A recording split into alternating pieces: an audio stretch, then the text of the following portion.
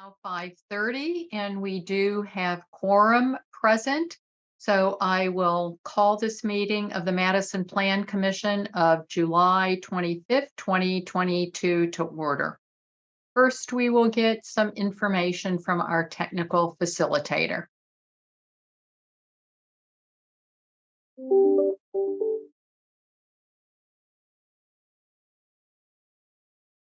Welcome to our virtual meeting. If you lose connection at any point during the meeting, you can reconnect by clicking the link or calling the number in your original email. Members, if you are able, please activate your video for purposes of quorum and keep it on for the duration of the meeting. Staff, if you are able, please activate your video when you are speaking. Also, please continue to use the raise hand feature when you'd like to be recognized to speak, ask questions, or request a roll call vote. Lowering your hand will take you out of the queue.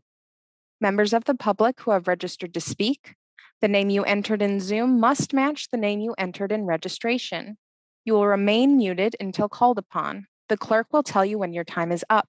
After speaking, a member of the body may ask you a question. If you need to share documentation with the body, please send it to the email listed on today's agenda. Thank you. Chair, the floor is yours. Thank you. Okay, next on our agenda is public comment, and I don't believe we have any public comment. So then moving on to disclosures and recusals. Do any members of the body have any disclosures or recusals under the city's ethics code? Seeing no raised hands, it appears there are no disclosures or recusals. Next, we have minutes of the July 11th regular meeting and the June 23rd special meeting. Are there any additions or corrections to the minutes? Seeing no raised hands, is there a motion to approve?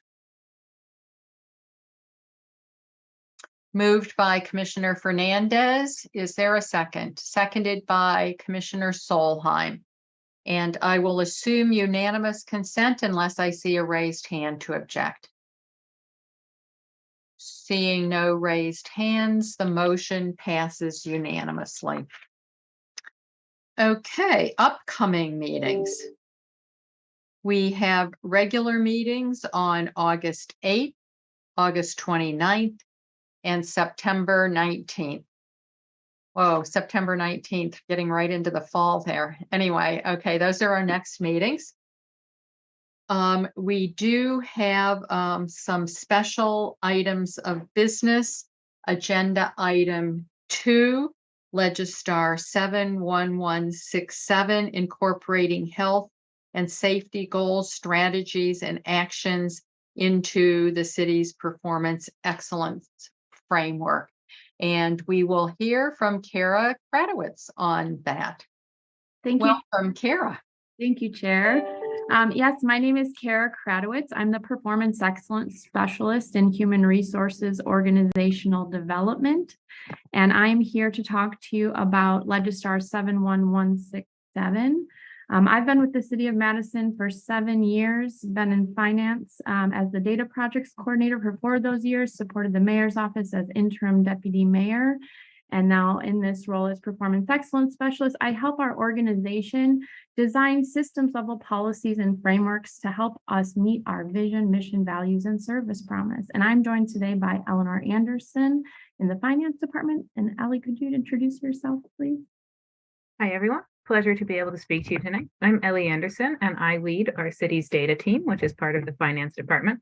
If you're not familiar with the data team, we're a citywide resource working on issues of data policy and analysis. And we, through our work on Results Madison, we became involved with this particular project in the summer of 2021. That work was led by our data analyst, Jessica Jones, who couldn't be here tonight. And I supervised her in this work. And so I'll be here to talk about our work on the health strategies of what we're presenting today. Thanks, Ellie. I'm going to get into a few key terms which this Commission knows intimately, but for the sake of consistency of our presentation that we've given to our other referrals, our Imagine Madison Comprehensive Plan will be referred to a number of times, which is our state statutorily required plan document that establishes that 20-year vision for growth across the city of Madison with a 10-year approach for implementation. Within that plan, there are a number of elements which are priority topic areas explaining how we achieve our vision of our Madison inclusive, innovative, and thriving. Under each element, there are a suite of goals, which are statements of outcomes that we want to achieve over the long term and see for each element. For each goal, there are a suite of strategies, which are general approaches to achieving the goals, and then our actions are those specific implementation activities. So by the end of this presentation, we really want you to understand why we're here to talk about health and safety, how it fits into work that staff are already doing, and provide you with an overview of the process of how this list came into being. The complete list is attachment 1 within Registrar 71167. And I encourage you to jot down notes as we go to ask questions at the end. Your input and discussion will be folded into this process as we make our way back to the council.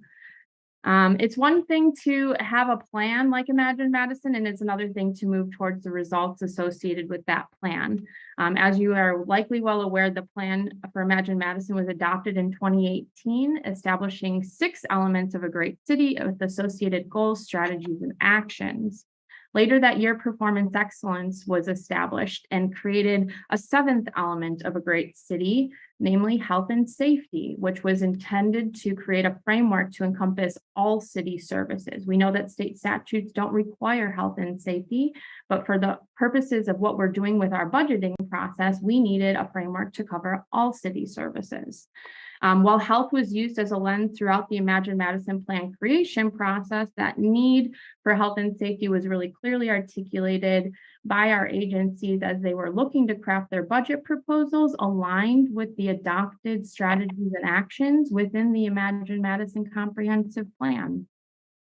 That plan is being used as a guide for our budget process. And as we continually work towards an outcome focus in our budgeting, we seek to establish these lists of goals, strategies, and actions for health and safety to round out the suite of lists that establish the vision for where we're heading. And this is important because Imagine Madison had over 15,000 touch points with Madison residents that really grounded that establishing of the plan in community input. So as a reminder, when we talk about our vision of our Madison inclusive, innovative, and thriving, we really talk about these elements as how we break down that vision into components. And our elements are rounded out by that health and safety being added to what's in the Imagine Madison Comprehensive Plan. With results, Madison and outcome budgeting as our framework for moving towards results aligned to what the community has interest in seeing happening around us, we are really looking to come before you today to adopt this list of health and safety goals, strategies, and actions. We held ourselves accountable to the list that is in Imagine Madison Comprehensive Plan Appendix A, with targeting no more than 9 strategies with the goal of 4 actions for each strategy. So we use this rather like a prescription, and it's kind of a high-level cheat sheet establishing strategies, actions, and lead agencies. And so the list you'll see in Registrar 71167 really models after the 6 other lists you see in Appendix A, and should feel quite familiar in style when looking at those lists. On the safety side, I want to talk a little bit about how this process began. So I worked with a student through the University Alliance, which is a partnership between University of Wisconsin-Madison and the City of Madison to really plug students, faculty, and professors into solving real-world problems. This student, Matthew Mitnick, was serving as a representative on the Public Safety Review Committee at the time. And we knew that there were a significant increase in public input that occurred across existing public meeting channels throughout 2020, particularly after the murder of George Floyd. And I learned through our What Works Cities partnerships a strategy called tactical data engagement, which is intended to use open data provided through existing public channels and source what are we learning from those existing public channels to help provide input into our process. So Matthew really took the lead on summarizing content across Police and Fire Commission input sessions on the police chief search, looking at the Public Safety Review Committee testimony and testimony that was coming up at Common Council in the year 2020 to give a sense of what our community was saying. And we also used a design thinking approach to consider a number of personas of individuals that had to be considered when this list was created. As that public input was synthesized, we actually also went out to city agencies and surveyed them to ask about what they had input on as gaps and needing to be added to the list that was sourced from community input. The synthesis of that open data and subject matter input was reported out as a milestone to Public Safety Review Committee in the spring of 2021. And that list resulted in 5 strategies and 20 actions that you see within the list in Registrar 71167. And I'll turn it over to Ellie to speak to the health development. Thank you, Kara. So let me tell you about the development of the health strategies. The process of creating the health strategies was divided into 2 phases. So first, we started with a research phase, and in that phase, we learned about the principles and history of public health, and we analyzed community feedback and Dane County health data to understand the current health status of our city. We read PHMDC published plans to learn more about its current services and future goals, and we researched about other communities' health strategies to draw inspiration. And during this phase, we were guided by Public Health Supervisor Sandra Bogar and Public Health Planner Justin Svangan. And after that, we moved on to the development phase. And in the development phase, first, we created a draft of strategies based on the previous research, and then we engaged in a co-creation and refinement process through interviews and working sessions with 38 subject matter experts from PHMDC, as well as other city agencies. And something I want to highlight is that during this phase, one of our biggest goals was to avoid redundancy. Let me explain what I mean by redundancy. So a big idea in the field of public health today is of the social determinants of health, which is the idea that the conditions in which we are born, live, and work have a big impact on our health. And so, as was previously mentioned, the existing Imagine Madison elements were written using a health lens, so they already have a big focus on these areas. So, for example, access to affordable housing has a big impact on the health of residents, but it is already addressed in the existing neighborhoods and housing element. And so, even though it's related to health, it's not included in this health strategy list before you today. So, as a result of this co-creation process, we came up with 4 strategies and 15 actions. As you might expect, many of these actions do have public health as the lead city agencies. And it does include some of the existing initiatives and programs of public health. In terms of input from marginalized communities, as I mentioned before, in the research phase, we analyzed community feedback, and that included the 2019 Dane County Community Health Needs Assessment, which combines population health data in addition to feedback gathered from the community through various input sessions and interviews, with a special focus on marginalized communities and health inequities. It also included PHMDC strategic plans and reports, which also address health inequities. And whenever available, we analyze data on the disparities of health outcomes for marginalized populations. And you can move to the next slide. Thanks, Kara. So after separately drafting the health and safety strategies, the staff team combined these individual lists into a single list of strategies and shared it with the mayor's management team and referred subject matter experts for additional comments and an update of status from the listed lead agencies. And once we received input from the mayor's management team and from subject matter experts, we integrated comments into the updated list that we are presenting here today. And we also started to circulate it with the mayor and with council members. And our current step is the adoption process to include the list in the 2023 budget. So for the steps of this adoption process, the staff have already introduced this list to the council on May 10th and received feedback from a number of committees so far: Public Safety Review Committee on June 8th, Board of Health on July 14th, TPPB on July 18th, and you today. And then our plan is to present the final list with recommendations based on committee feedback to the council on August 2nd. So all the committees that you see on this slide have been chosen based on their relation to city issues around health and safety. Most of the committees we have previously shared with have been more focused on either health or safety, but all have been welcome to review and discuss the whole set of strategies and actions, and we ask the same of you today. Next slide, thank you. So things to keep in mind. Before we wrap up this presentation, we would like to share with you a list of considerations that we ask you keep in mind when reviewing our list of health and safety strategies and actions.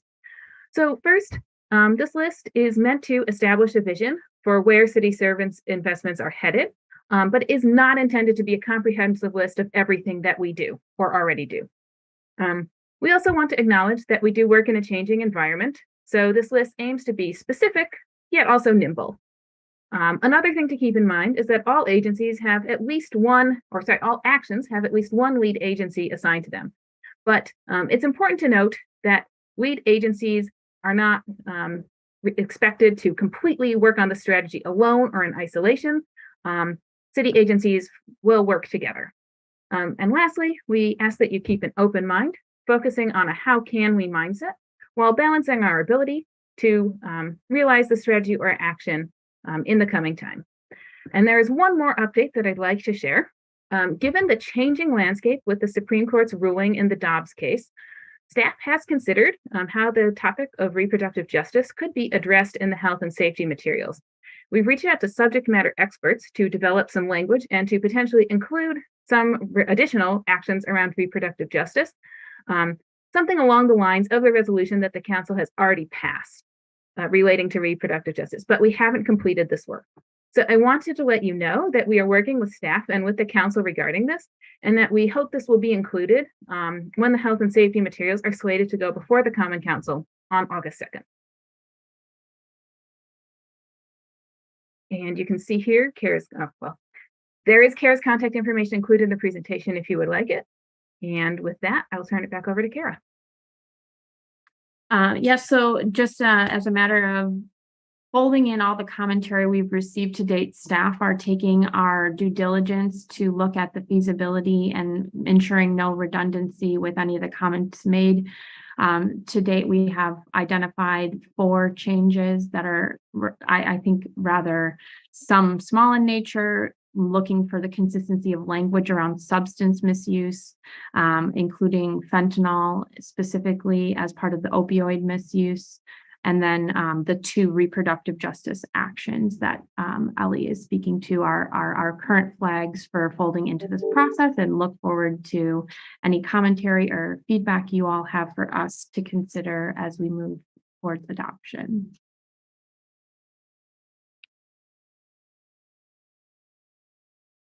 Are there comments, input, questions that commissioners have in regard to the information that has been presented?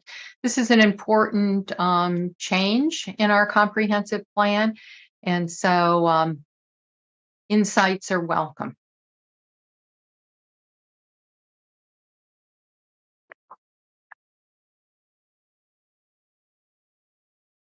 Commissioner Fernandez. Just a question. This is not the end of the presentation, right? We're going to see the actual goals and actions, or should we have done our homework? We had requested that homework be done in advance. I'm happy to pull that up from Registrar if that's so desired. We, in the interest of time, had requested the review in advance and welcome feedback. Happy to make adjustments to that plan as needed. Okay. Well, with apologies, I'll just sit back and listen to other comments. I don't see any other raised hands. I do have a question. I'm wondering how you designated lead agencies. How did you determine that?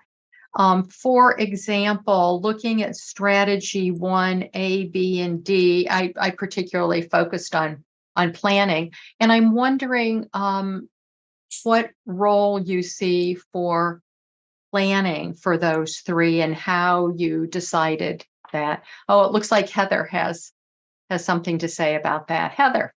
Yeah, I can try to take that. I think some of these I almost wish we could have a lead and then also further these strategies. And I think planning and also community development and economic development probably fall in that second category of, some of our community-based communications efforts and things can further the strategies listed there.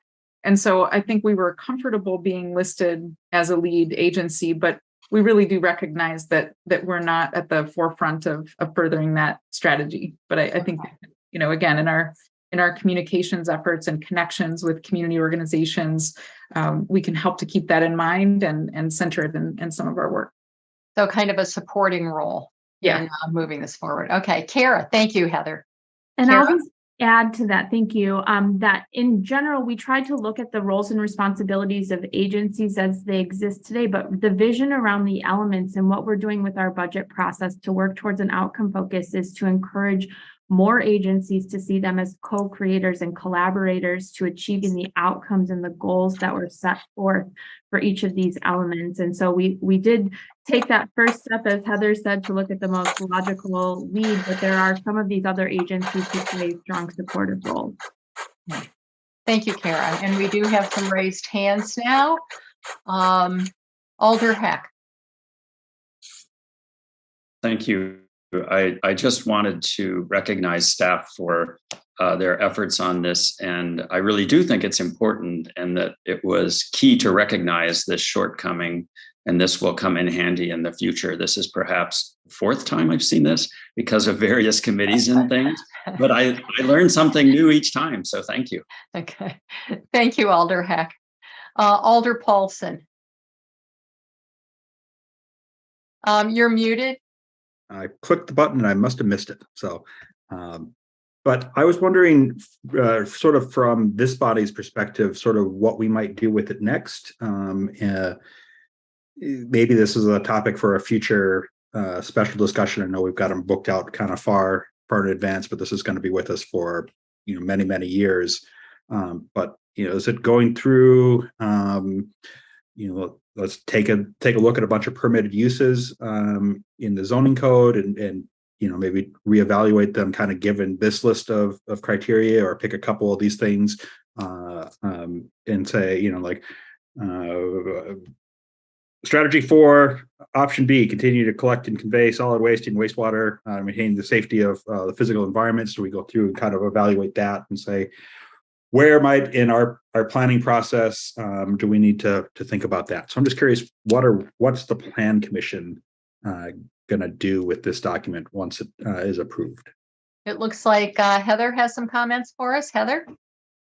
Thank you. I'll start, and then if Brian Grady would like to chime in, that would be great too. So the Plan Commission is really seeing this because they are the lead with regard to the city's comprehensive plan.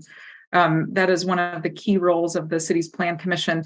I don't think that a lot of these strategies will come into play in your review of development proposals, but as the keeper of the comprehensive plan, it's really important that the Plan Commission see this change. And we will be working in 2023 on kind of a mid-decade slight tweak and update to our city's comprehensive plan, and the incorporation of these new strategies will be a piece of that. So I think I'm not sure that addresses the whole question, but I wouldn't think that a lot of the development review would go into great detail with regard to these new strategies, but rather that the Plan Commission simply is a very important committee, the most important commission to make sure any changes to the comprehensive plan run through you all. And then Brian, do you have anything to add to that? Yeah, I think since the comp plan serves as a baseline, drives a lot of what we want to do with all the department's efforts, I think this would flow into our next agenda item regarding the area plans. This is setting the overarching goals, strategies, and actions, and so we'll be looking to pick up these recommendations as we start doing area plans and other things that the planning division does. So yeah, I think this is a kind of a key step, but I think here, as Heather mentioned, it's more so to fold this into the comprehensive plan document, and the Plan Commission is kind of the keeper of that, the guidance for that document. Thank you, Brian. Did that answer your question, Alder Paulson? Sort of, but I guess I still feel a little like we're not there. Like this is an update to the comp plan, which the Plan Commission maintains, but there's a lot of some of the strategies. I'm wondering if some of them wind up not being part of the actual comp plan. They're like good things to do and like important safety things, health and safety things that the city should be doing. But maybe like you wouldn't have written them in the comp plan from sort of the land use perspective. And so that's just kind of where I'm trying to think about sort of the things that are traditionally in the wheelhouse of planning and in development versus things that are super important and need to be considered, but it's not entirely clear why they're in the comp plan, which doesn't mean that they shouldn't be in the city's plan somewhere. Yeah, the comprehensive plan really is overall, and the city is using that for budgeting purposes, for example. So to have that full range is important. One thing I would suggest to plan commissioners is to take a look at our comprehensive plan, including these new items. Take a look at particularly the lead agencies, and whenever planning is listed, look at it with the perspective, I think, of is there anything that Plan Commission could help move along, maybe through the mechanism of our special meetings. So that would be kind of what my comment would be on that. Brian, did you have something to add? Just that, yeah, I think Alder Paulson really is summarizing where we're at right now. So when we collectively the city created the comprehensive plan, we were working off of the topics, the elements that are listed in the state statute that municipalities must follow when drafting the comprehensive plan. And so we're following those topics or elements. And we are fortunate to be very successful in terms of having our city departments and really the entire city work together to use the comprehensive plan, the feedback that guided it, as Kara mentioned, guide a lot of our work, including our budgeting. So our comprehensive plan is really more than a land use plan. It's really, you could call it a strategic plan, what other cities might create in terms of strategic plan. And so here we're filling out that, and we're filling out the topics that are included in state statute. And I think that now as we go forward, we'll look to update all of these topics, and that's going to cover more than land use, but that's good because now we have all departments working to further the same goals as Kara was mentioning, and we're using all of these kind of lenses to guide our priorities. Thank you. But yeah, I'll leave it there. Thank you, Brian. Did you have any follow-up questions, Alder Paulson? No, I think that's good enough for tonight. Thank you for that. Thank you. Commissioner Cantrell. Yes. Welcome home. Thank you. I did read this when I was on my vacation in Peru, and I think it's excellent work. As I understand, this is not one of the required elements of the comprehensive plan, which is mandated by the state, but it's something that the city of Madison feels important. And I do think it's important, and I'm assuming that the city planning department and other agencies will update the progress of these strategies in your annual report that we review. And I think that will be an important feedback, at least for the Plan Commission and for the city at large and for the council. To evaluate how we're doing, and I think that's important. So I do appreciate staff's work on this. I think it was very good, and looking forward to seeing the progress. That's all I have. Okay, thank you very much, Commissioner Cantrell. Are there any other questions, comments? Seeing none. Do you need a motion on this, Heather? Yes. So could we get a motion, please, on accepting this and Okay. Commissioner Cantrell. I will move that the Plan Commission recommend that the health and safety goals and strategies and actions be incorporated into the city's performance excellent framework and a part of the city's comprehensive plan. And is there a second? Seconded by Alder Paulson. Did you wish to speak to your motion, Commissioner Cantrell? I think I've already said it. I think this is excellent work, and thanks staff for bringing this forward. And I'm looking forward to seeing our annual reports on our progress on these important items. Thanks. Okay, great. Thank you very much, Commissioner Cantrell. We have a motion and a second. We will go to a vote, and I will assume unanimous consent unless I see a raised hand to object. Seeing no raised hands, the motion passes unanimously. Thank you. And we will move on to the consent agenda, which I probably should have done. First up, I will read the agenda items that will be on the consent agenda.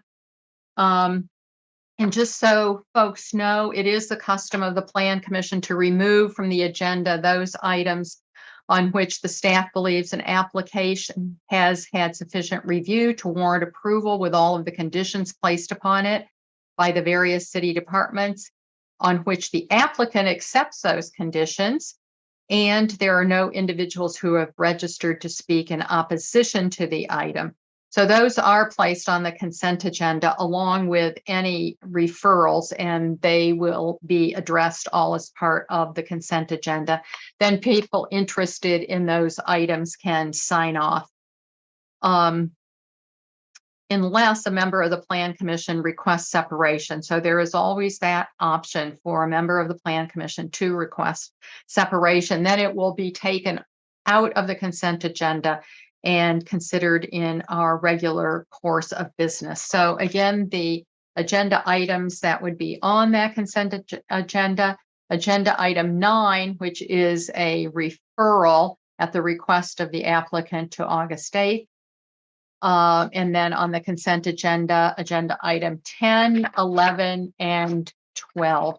Are there any requests to separate any of those and include them in our regular course of business?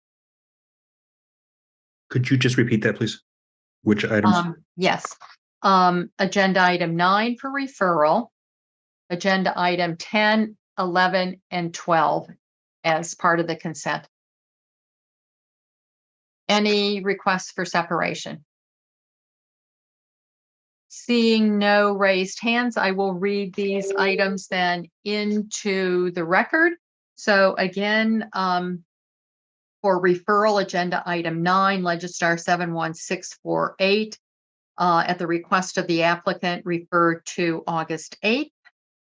Agenda item 10, Registrar 72201, for approval at 4437 South Yellowstone Drive, 19th Alder District, consideration of a conditional use in the Suburban Employment District for general retail to allow a general retail tenant in multi-tenant commercial building.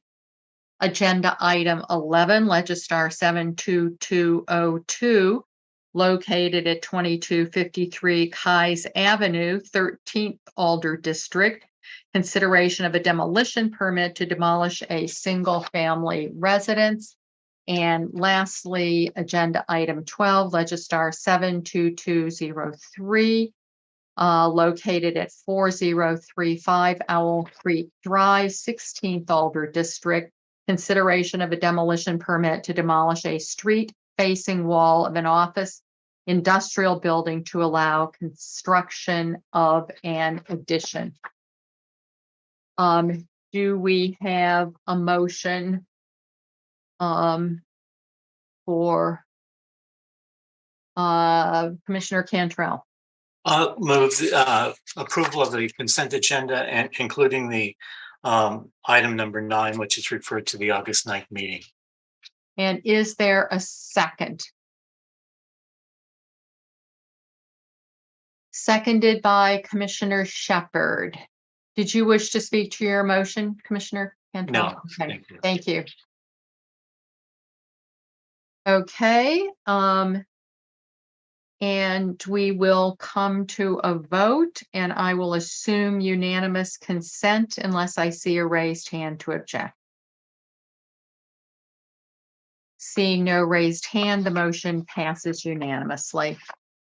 Thank you. The second item of special business is agenda item 3, Registrar 71147, authorizing the planning division's shift to a planning framework with 13 higher level area plans to be updated every 10 years.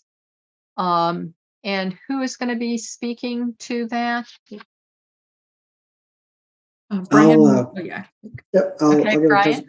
brief presentation here, and then Thank you, Brian. Myself and Linda Horvath, along with Heather, here for any questions that might come up. I'm just going to share my screen here. And so we've visited the Plan Commission with this topic a few times over the last few years, primarily or entirely so far through the special work sessions that you all have held. And so the last time we visited the Plan Commission was back in this past March, and then after that, with your guidance, we introduced a resolution. The Common Council introduced a resolution, and we've visited now several board commission committees, and now we're back to Plan Commission, and then looking to go to Common Council in the next week. And so I want to provide a brief update, and then touch on the subject of the number of geographies, which came up from one of the board's commission's committees. And so I'm going to give a brief presentation. This is our planning framework, kind of shifting how we would approach our sub-area planning. Just brief background. There's really all kind of came out of the 2018 comprehensive plan. When we were working on that document, we were discussing how we have, in some cases, overlapping plans and adding the comprehensive plan recommendation on top of that for land use. We do get differing recommendations that can be a bit confusing. That led us to kind of look at what other cities do, how they approach their sub-area planning. We interviewed 10 different cities to get the lowdown.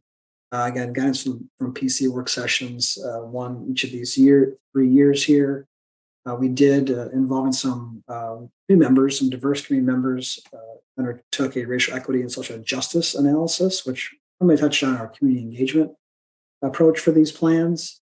And then also did a lot of coordination with other city agencies regarding their plans and initiatives. We want to work together to do things efficiently and effectively. This proposed plan framework, most of you have seen this. We see 5 primary benefits: a clear plan recommendation by not having overlapping plan geographies, retiring older sub-area plans through what would be the creation of an area plan.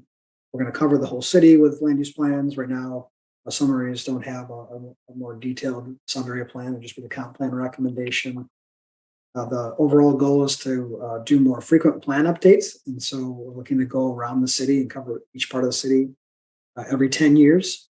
Looking to have consistent plan topics, and these would be higher level recommendations. So we're having less detail, but we're going around the city more frequently to update for changing factors. And then overall, with our proposed schedule, we can coordinate better on city initiatives and just work together, having a planned out schedule in advance. One of the key topics we've discussed as a group here is the interface with our existing sub-area plan. So we come in and create an area plan. We will look at the underlying sub-area plans that occur, that exist for that same geography.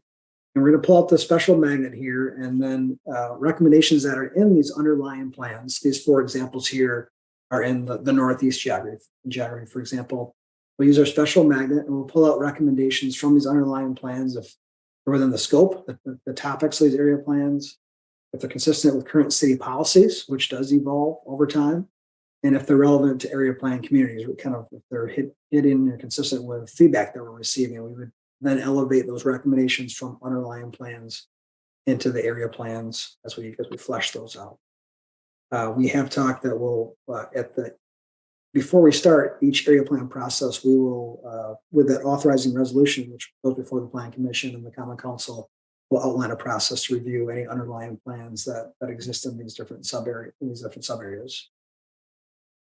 Going forward, 12 or 13 area plan geographies, 12 or 13 area plans. Once we create all of them, we'll also be doing CDBG or Community Development Block Grant neighborhood plans. In areas of the city that have a higher proportion of residents living with lower incomes and people of color. And so we're envisioning that with our first area, one of our first area plans, the Northeast area plan, we would actually incorporate the CDBG planning work into that area plan. And so that will definitely keep the recommendations consistent. And we can handle that through one larger public engagement process. And then this question came up at some of the board commission committee meetings. Will we do an amendment to area plans, or what happens if something comes up and we want to change a recommendation or consider a change of recommendation? And so I think if there is something that we have an area plan that's, let's say it was created a few years ago, something major changes like an Oscar Mayer closing, for example, we may want to do a focused amendment, focused in geography to update that recommendation, if that makes sense. But overall, we're trying to avoid creating other sub-area plans that would have overlapping recommendations, which can cause confusion. Quickly summarizing the feedback from the other four board commission committees that we visited. Board park commissioners support the proposed framework, and their department staff are very excited to sync up with us and basically travel around the city and do planning work together. There's some benefits of doing that at the same time. Equal Opportunities Commission saw some, what we see as well, this is being more equitable than our current situation where, again, some areas of the city lack a plan or they have an order plan. We can get full city coverage with plans, update those order plans. Housing Strategy Committee, support for the higher level plans, cover more of the city sooner. There was questions about, again, doing the CDBG plans or the special area plans for small areas. And so, for example, we did the Registrar Clark special area plan. Potentially, we would not do that. That may already be covered by an area plan, and it would be fresh. It would be created in the last 10 years, and so potentially, the area plan would already provide that guidance, or we could just do a very small amendment area plan to reflect that change, or the fertilizer plant was transitioning to something else. And then most recently, at the Transportation Policy and Planning Board, they expressed their support for retiring older plans as area plans are created. Again, we'll outline this and we'll discuss this through each of the authorizing resolutions and processes for the area plans. But some support for retiring older plans, mainly to just have one recommendation to guiding things, make sure that we're consistent with that recommendation. And then the key question that they had that they thought you all would be the best suited to weigh in on would be the number of the geographies. So some discussion about the number of geographies. And so they requested that you all make a recommendation with your motion to the Common Council regarding the number of geographies. And it's been a more recent discussion item. And so here's the map as it exists today. This is the 13 geographies with the generalized future land use map recommendations in the background. You'll see here the far north and far northeast. We had labeled both at 11. So we saw this area as being covered through one area plan process, but then it would result in two plan documents. The thought was maybe this is a little bit larger area, and if we can't, effectively make maps or kind of convey information, that it might just be too large for geography. But as it was suggested to look at reducing our number of geographies, staff is now thinking that we could just consolidate these two into one area plan geography and really still have the same planning process and just result in one plan document, which could be more simple. Our overall goal is just make this more simple. We think we can engage a wider variety of audiences if we keep things simple, because often things can get complicated and get in the weeds. And so here we've drafted this scenario, which is we put on Registrar a few weeks back. It has this far northeast as one geography, and then the northeast geography, which we want to be one of our first area plans we undertake, just moves to the north and grabs this industrial area right here. So again, this was suggested that we look at reducing. Staff is supportive of this. I see it as a slight modification, but was suggested that the Plan Commission consider this topic and make a recommendation on the number of geographies. And with that, that is my presentation. So any questions that might be, we'd be happy to take a shot. Yeah, first we will go to registrants, and we do have one registrant, Alex Salutos. Hammersley Avenue, Madison, neither support nor oppose, but wishing to speak. Alex, you have 3 minutes. Thanks, Chair Zellers. Just a mic check here. Yes, you're on. All right, thank you. There's some significant positive benefits to this proposal. I'll use my 3 minutes to share a few questions and concerns that I have with it. At a high level, I'm concerned about the unintended consequences of the proposal and that it will further diminish the voice of the neighborhoods in the planning process. A few concerns about a couple of important details. In Ms. Stouter's memo of May 24th, she writes, quote, "The city lacks a system to retire sub-area plans that do not reflect current city policies and priorities. In the interest of clarity, sub-area plans that do not reflect city policies and priorities may be retired through review and adoption of an area plan." It's a concern. This statement is a concern because neighborhood plans and sub-area plans are city policy. And what are the current policies and priorities that are referenced in the memo? The public and the commission should have a list of these so we know what they are. And what is the process for retiring the sub-area plans? What role will the neighborhoods have in this process? Also, Ms. Stouter writes in the memo, recommendations, quote, "Recommendations in some plans are overly prescriptive, extending beyond the city's control and giving a false sense of what can be accomplished," unquote. This comes as a surprise. The neighborhood plans and sub-area plans were created by city staff.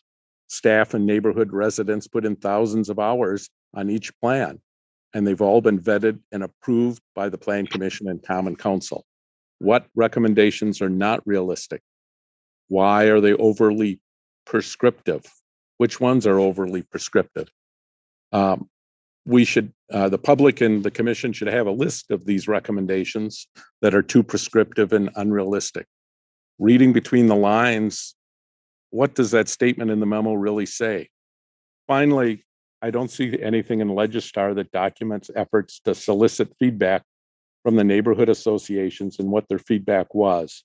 The fact that there is zero feedback that I can see from neighborhood associations on this initiative, which will impact the neighborhood plans, appears to be a red flag.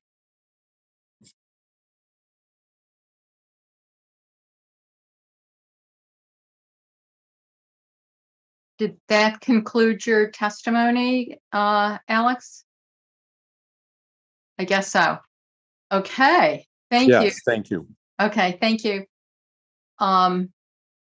So with that, we will move to questions of staff. Alder Heck. Thank you. This relates just slightly to some of the comments we heard from Mr. Saludos, but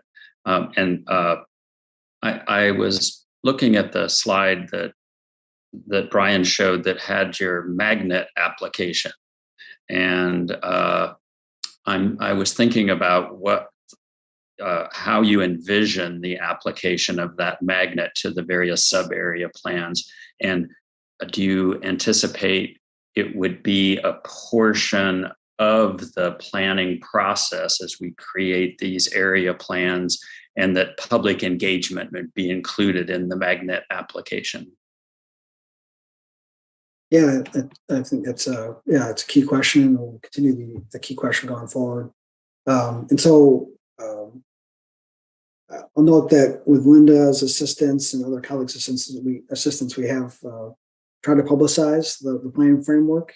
After we introduced the resolution, this topic at the Common Council, we did push out communications to the contacts that we have for neighborhoods and did not really hear much back. We thought we were going to hear more, but we did not hear much back.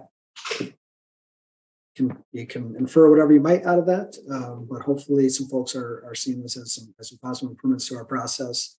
In terms of the magnet, this goes back to even back in 2018 when we put language in the comprehensive plan about reviewing older plans for possible retirement.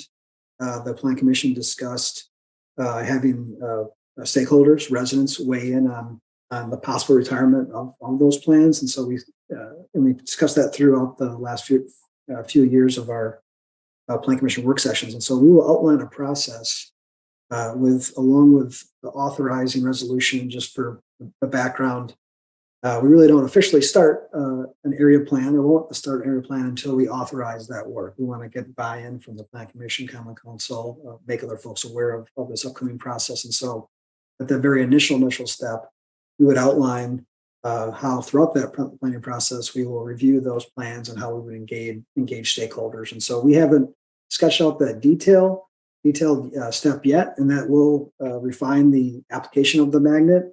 But I think what Alex Solitos indicated here in terms of what are the recommendations that are maybe too prescriptive or not realistic, we envision going through and it could be line item by line item indicating what will be carried forward into the area plan, and then conversely what would not be carried forward into the area plan. And so we try to where plan recommendations exist that fit within the scope of the suggested area plans here, we want to elevate that feedback, elevate those recommendations that are already in existing plans. But we think it's important to, as a city, reflect more recent policies like in the comprehensive plan, and not necessarily use recommendations that might be 20, 30 years old that may not reflect just current day or current city policy. So we think this will be a key thing. We will outline the process we would use to consider recommendations, and we would then probably outline each individual recommendation in terms of what might move forward into an area. Thanks. So one quick follow-up question. Yeah. Sorry. So you do envision that when we apply the magnet that there are things in some of the plans that maybe are 20 or 30 years old and still may be applicable, but that the comprehensive plan will kind of help us guide our decision-making process. When I say our, that's the community, staff, alders, everybody, as we think those things true. It's really the comprehensive plan that will help guide a lot of those decisions, right? Yeah, indeed. That's a pretty thorough, engaging the public, many stakeholders, and it's fairly recent. That the document's been vetted by all departments, many boards, commissions, committees, the Common Council, the mayor. It sets the overarching policy, and then we try to use that guidance to look at different geographic areas. But yeah, if there's plan recommendations that exist, I'm sure there are many out there that will be elevated throughout this area plan process, but I think we have some good guidance, and we just have to acknowledge that things change quite frequently, whether it's climate change, budget constraints. There's many factors that we need to kind of keep in mind in our refreshed comp plan going forward. Will reflect those. Thank you, Brian. Did you have any further questions, Alder Heck? No, thank you. Thank you. Commissioner Shepherd.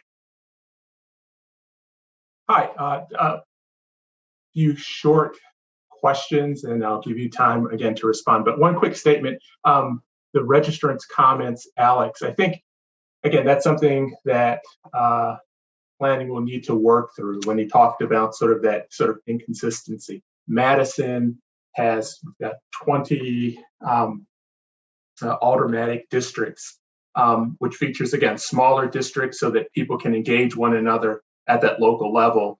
We're now looking to have sort of a larger, once again, planning area. So there will be, again, I think for some people, they will see an inconsistency there. And that's something that, quite frankly, we need to work through better. Brian sort of addressed some of this a moment ago. Better communication, better explanation in terms of, again, the cost and the benefits related to, again, this new approach. 3 quick questions. One, in terms of, again, moving to these area plans, but will there be any administrative changes? For example, will there be a new like area plan leader or guru or anything of that nature? Do you need to hire more people for that? Second point would be transparency. Again, Brian touched on some of this, but once everything is sort of up and running, do you have any plans to engage, to make the process more transparent for the public? If it's a citizen or a business owner, will they be able to go online again and have access to this information? And then the third question real quick would be coordination with elected officials. Will there be any additional or special measures taken to make sure that, again, alders can, they can handle themselves, but I'm just curious in terms of, will you have any special or unique processes or procedures to make sure that the elected officials are, so that the elected officials that represent the people, that they are aware of what's going on and they can then communicate that information again to their constituents. So administration, transparency, and coordination with elected officials. Thank you. I see that Heather has her hand up. Heather, do you want to take that? Yeah, well, I'll get started, and then I think colleagues will also jump in. I wanted to start with the administration piece. That's a great question, and it's something we're thinking about a lot right now as we look at our work plan for even 2022 and 2023. And assuming this gets a nod from the Common Council, we'd like to start one of these, the first and second of these plans very soon. And so what we're thinking at this point is the creation of small teams with co-leads from among the planning staff who have experience with project management and leading some of our larger area plans, the recent ones. I think that we will likely have 2 of these happening at any one time. And we're increasing slightly our budget request to request some more assistance from community partners to help extend our reach into these larger areas and make sure we're really focused on reaching especially underrepresented groups in these larger areas by hiring community partners to assist with that engagement.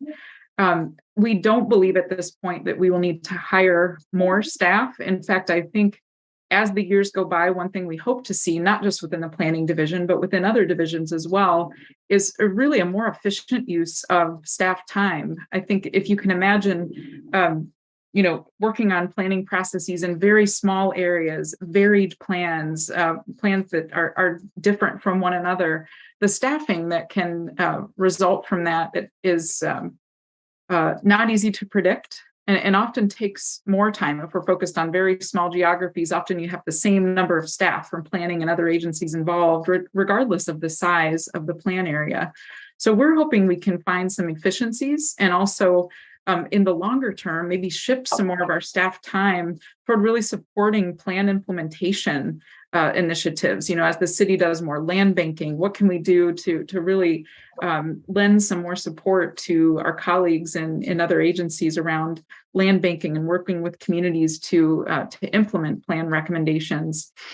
So we're thinking a lot of that. I think we honestly need a couple of plans under our belts before we'll know the true savings there. But the hope is not to need more staffing in order to take on these planning processes. And then with regard to transparency, I mean, that will be a strong intent as it is today with our planning processes. I think that Linda and Brian may want to say a little bit more about the public engagement, just the broad strokes of the public engagement strategies we're thinking about there. Alder connections, absolutely. Each of these areas will touch multiple alder districts, and we'd like to connect with those alders well in advance and throughout the planning processes. One of the key reasons that the sequencing is shown as it is to try to avoid working with any one alder twice right in a row or on 2 different plans at the same time. I think that came up. That was really good advice from the Plan Commission, maybe even back in late 2020. So we really took that into account.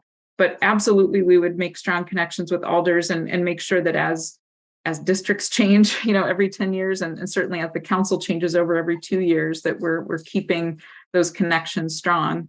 I want to look at Linda and Brian now to talk a little bit about more about the transparency and engagement. Again, just broad strokes, the strategies that we're thinking of. Sure. Yes. Thank you, Heather. And thank you to the commission. So we are planning to follow a consistent public engagement process across all of these area plans. And Brian, did you want to share the slide that shows that process?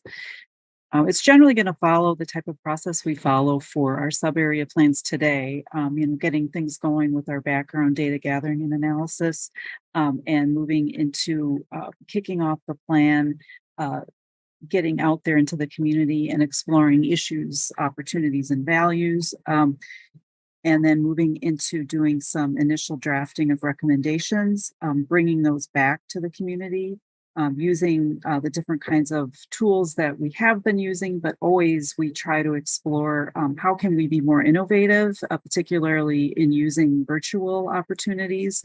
Virtual meetings have been very useful to us in sub-area planning over this last couple of years. Some people find it more accessible, but some find it less accessible. So we've been doing a hybrid approach as we've been able to, as we're coming out of COVID. But social media has been a big thing for us lately. We've got a number of different staff that are very skilled in using that to get the word out about the fact that we're doing these processes, and to get the links out into the community, to get online and look at some of the documents, but also have our usuals, have our displays out in the community, in the libraries, doing work with schools, that sort of thing. But again, you can kind of see that process outlined, and as we say, it generally follows a sub-area process we follow today. Heather mentioned hiring community partners to the extent we're able with the budget. That's something we want to do with these processes. But again, it's very serious to us that people know we're doing a process and that they have the ability to raise their voice and be heard during the process. And I'll let Brian or anyone else on staff jump in and add to that. Thank you, Linda. Did you have anything to add, Brian? No. Okay, great. Did you have any follow-up questions, Commissioner Shepherd? Just one. So 5 years from now, you mentioned again the transparency and outreach taking place now, sort of once again the initial phase of this transition. So 5 years from now, that's what I really want to focus on, transparency then. As a citizen, will I be able to go to the city website, type in my zip code and see exactly, once again, sort of which area plan I fall under and that sort of thing? Yeah, I like how you're thinking, Commissioner Shepherd. This is so 5 years from now, maybe we've got 5 of these under our belt, maybe a few more than that. And so, because this is more standardized, we think we can prepare better materials to convey what planning is, why we're doing these plans, Right. show recommendations, track recommendations potentially. And there should be an online map that you can go in and type in your address or your zip code and see what area plan you're in. And if the area plan's been done by then, you can see the recommendations on an online map. So that's our goal. Yeah, something like that would be great, because I see that in terms of elected, like for the state of Wisconsin or the city, you can type in your zip code and voila, you see exactly who represents you. And citizens should be able to do the same thing. Thank you. Thank you, Commissioner Shepherd. Commissioner Fernandez. Yeah, thank you. So first of all, I want to say that I'm heartily in support of this. I think it's a great idea. I really strongly welcome more consistent sub-area plans or area plans in general. Recognizing, as Mr. Saluto says, that it does have a downside. As we gain this consistency, we lose some of the fine grain aspects of the other. So in that regard, I just want to comment on the magnet. I think it's a beautiful metaphor. I wish I had one back in my professional life, but I think I recommend you be a little cautious, because it's an awfully glib metaphor for what is actually a very complex process that's going to involve balancing a lot of needs. What what your magnet picks up as metal and rejects as not metal is not going to be somebody else's. So it's a great metaphor, but it's got a lot of danger in it. So we get to the transparency. A slightly more technical question. So is it assumed then that once we adopt one of these plans, that we will have automatically retired all the other sub-area plans that are part of it? And I say that with regard to, when we make decisions, often it's, this modification or whatever needs to be consistent with plans. Does that mean once we have one of these plans in place, that the sub-area plans will automatically, we will not be required to be consistent? Is that, if you understand that question, they will be, at least from our standpoint of when we say something has to be consistent with plan, those other plans will have been retired. I see that Heather has her hand up. Heather, did you want to take that? Sure. Again, I can start it. So I think this is one of the key questions that came up during the comprehensive plan process. We really don't have a process right now for retiring the 70 or more sub-area plans that we have. I think what we want to do, let's say 18 months from now, when we have our first new area plan, is make it really clear in the adopting resolution for that plan which underlying overlapping plans are being retired as part of the adoption of that new plan. We recognize fully that we have a lot to work out, and we need some experience with this to see how this key question shakes out. But I think we had strong recommendation from the Transportation Planning and Policy Board to move toward retirement of older plans. As plan commissioners, when you're reading our staff reports, sometimes you're seeing recommendations in 2, maybe even 3 overlapping area plans that aren't the comprehensive plan. That can be very confusing, even for commissioners, even for staff.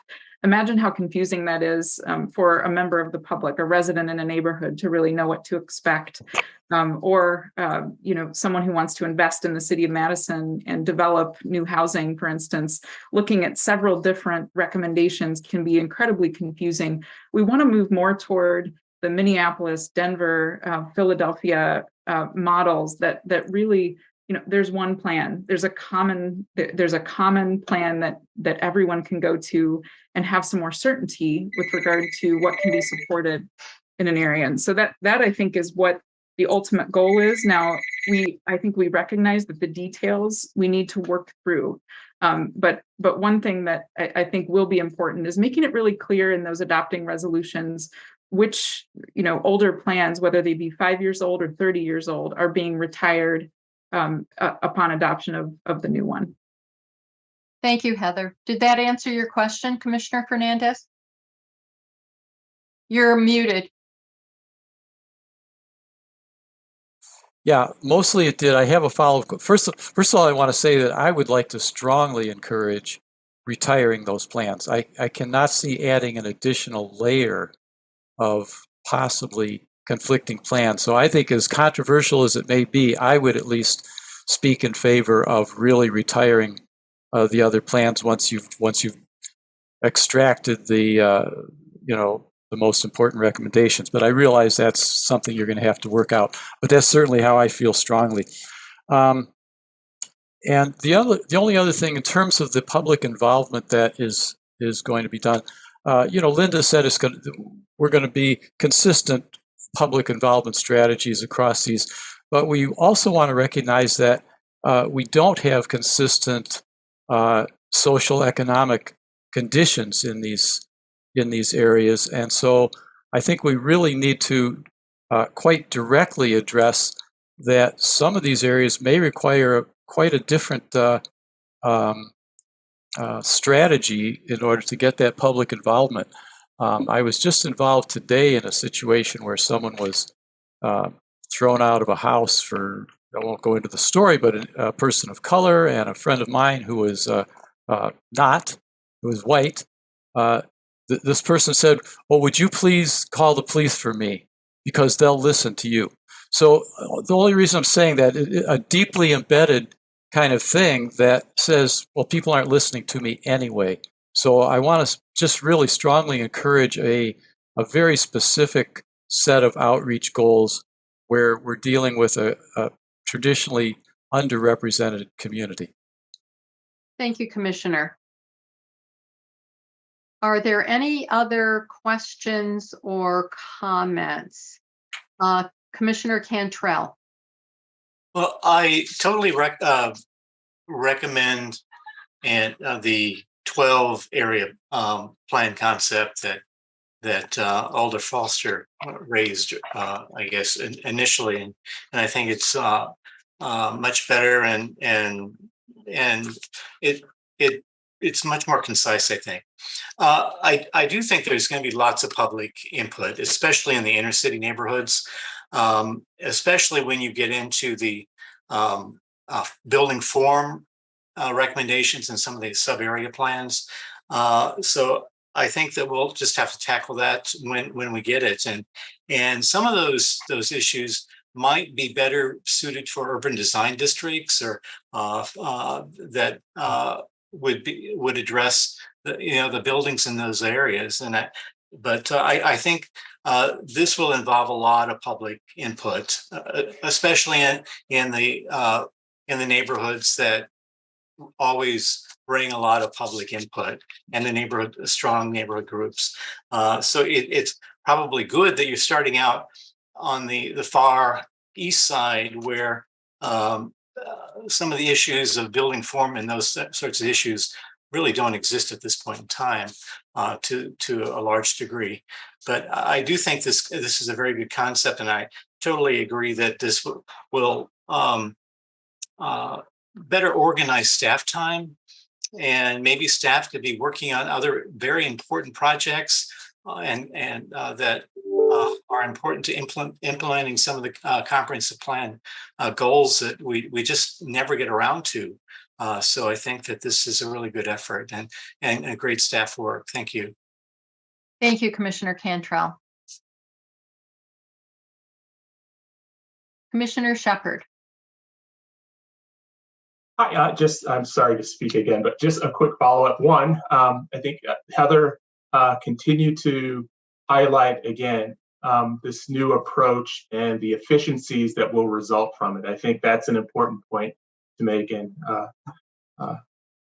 the other thing is, and just to make sure this is clear, even though those sub-area plans will go away, the neighborhood organizations will still be there, right? And the neighborhood organizations will still have a voice. So I think that's another important point to make, that even though those sub-plans may be retired, the neighborhood organizations will still be intact. They can still have their meetings. They can still ask staff to come in. So their voice will still be active. I think that's the other point. We need to make clear that while the plans are going away, the neighborhoods are still going to be there, and they still have a voice. So thank you. Thank you, Commissioner Shepherd. Any other questions or comments? Commissioner Spencer. Thank you. I just wanted to comment on the neighborhood input and support. I'm also on my neighborhood committee here, and we do get a lot of communications from our alder about upcoming projects, upcoming meetings. And so that relationship, I think, will, always remain strong. And, we're really going to rely on our alder folks to make sure that the neighborhood groups stay informed of the sub-area plans, or the new area plans, and to let neighborhood groups know about upcoming projects and how to attend meetings and participate. That's it. Thank you, Commissioner.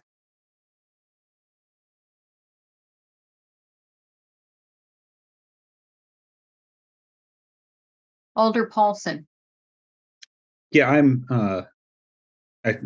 in support of this new framework. The 70 plans is just too much to manage. Things are getting too outdated.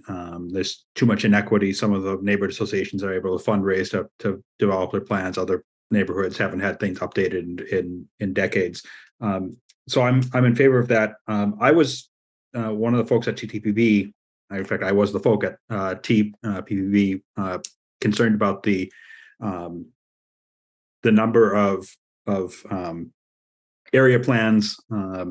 Staff was recommending 12. I was pushing back to maybe stay at 13. My concern wasn't so much about the number, but it was about the size of the far east and the far northeast ones where they were combined. I had a chance to talk with Brady about this and get that, understand kind of what's happening in there. I'm less concerned about the size in that one because there's so much of that area which isn't going to be really addressed in detail now, because parts of it, parts of the neighborhood, parts of that area isn't even in the city yet. More importantly, we don't even have an agreement for what parts are going to be in the city yet. So by necessity, we're going to be a little less worried about it. And so that plan, what covers a large geographic area, it's going to sort of be much more focused on the east, on the west side of that, and then less detailed on the east side of it. And then as time moves on, we'll start detailing more on the east. And so I'm less concerned about how much geographic area it's got to cover right now, because we're not going to get into some of that. I think my sort of remaining concern is just going to be a tension between detail and you know, how much detail some of these plans are going to be able to get into. I dug up my printed copy of the downtown plan. You know, it gets pretty detailed right here. Here, recommendation number 147: construct sidewalks along the north side of North Shore Drive, extending from John Nolan to Profit. Right? This is this is helpful, but that actually gives a little bit of context to the whole sort of pedestrian connections recommendation. It actually grounds it. Here's what we're going to actually do and make this happen. And so I'm a little nervous that we're going to not have some of that grounding detail. Parts of it go maybe a little too far. I went looking for I've got a 1011 printed plan somewhere. I haven't found it. It's in the basement. I think I know where it is, but I didn't go down to dig in the last box before this meeting. So I found the online version. Like, that's getting into one of the recommendations is install nets on the soccer posts and add a bocce court to this particular park. You know, maybe we don't need to get that into the plans, but I'm a little nervous that we're going to have to figure out how do we get some of these details that we used to have in these very detailed plans where we had a lot of them and they were really breaking it down. But I don't want to lose all of that. So that's the tension I'm going to kind of urge us all to watch for. Thank you, Alder Paulson. I don't see any further raised hands. Do you want a vote on the 13 versus 12? Okay, could we get a motion, please? Commissioner Cantrell. Well, I will move that the Plan Commission authorize the Planning Division staff to shift to planning framework with 12 higher level area plans to be implemented every 10 years. Is there a second? Seconded by Commissioner Shepherd. Did you wish to speak to your motion, Commissioner Cantrell? Again, I just think that for the reasons outlined in staff's memo on that and Alder Foster's original comments, I think it makes more sense. And Alder Paulson also talked about some of those areas on the far northeast side are not even agreed upon yet. So that's more nebulous at this point in time. So I think it makes sense at this point. Thank you. Thank you. Are there any other comments, discussion? If not, we will move to a vote, and I will assume unanimous consent unless I see a raised hand to object. Seeing no raised hands, the motion passes unanimously. The next items on our agenda are agenda item 4, 5, and 6. They're related, and we will consider them in one public hearing. Then following the public hearing, we will want separate findings and motions on each agenda item.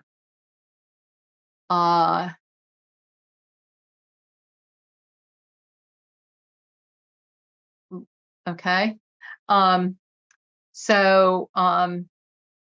Agenda item 4, Registrar 71244, located at 802, 816, 818, 820, and 826 Regent Street, 8th Alder District, consideration of a demolition permit to demolish a place of worship, 2 residences, and 2 mixed-use buildings. Agenda item 5, Registrar 71245, same addresses, 8th Alder District, consideration of a conditional use in the urban mixed-use district for a new building greater than 20,000 square feet and more than 4 stories to allow construction of a 10-story mixed-use building with approximately 3,000 square feet of commercial space and 178 apartments. And also agenda item 6, Registrar 71249, approving a certified survey map of property owned by CRG Acquisition LLC, same addresses, also in the 8th Alder District. And I believe we're going to have a presentation by staff member Lisa McNabola. Lisa? Thank you.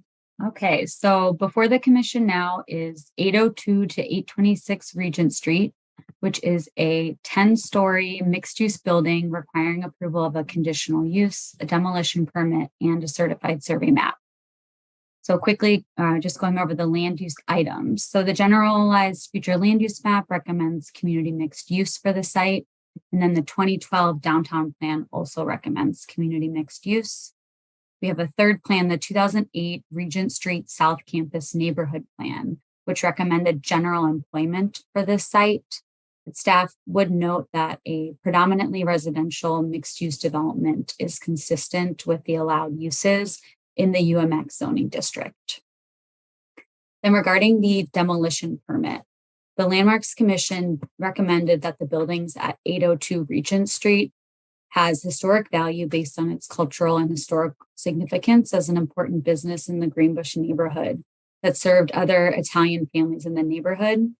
And the commission recommended that the buildings at 816, 818, and 820 Regent Street have historic value related to the vernacular context of Madison's built environment, but that the buildings themselves are not significant. And regarding the conditional use, did want to talk a little bit about the setbacks and stepbacks. So the Regent Street plan includes specific setback and stepback guidelines for the site. And at this location, the plan recommends an 8-foot setback at the street, as well as a 10-foot step back above the 4th and 8th floors along both Regent Street and Park Street. And the recommendations are followed along Regent Street, but are not followed along Park Street, where there is a 1.4-foot setback and then no step backs.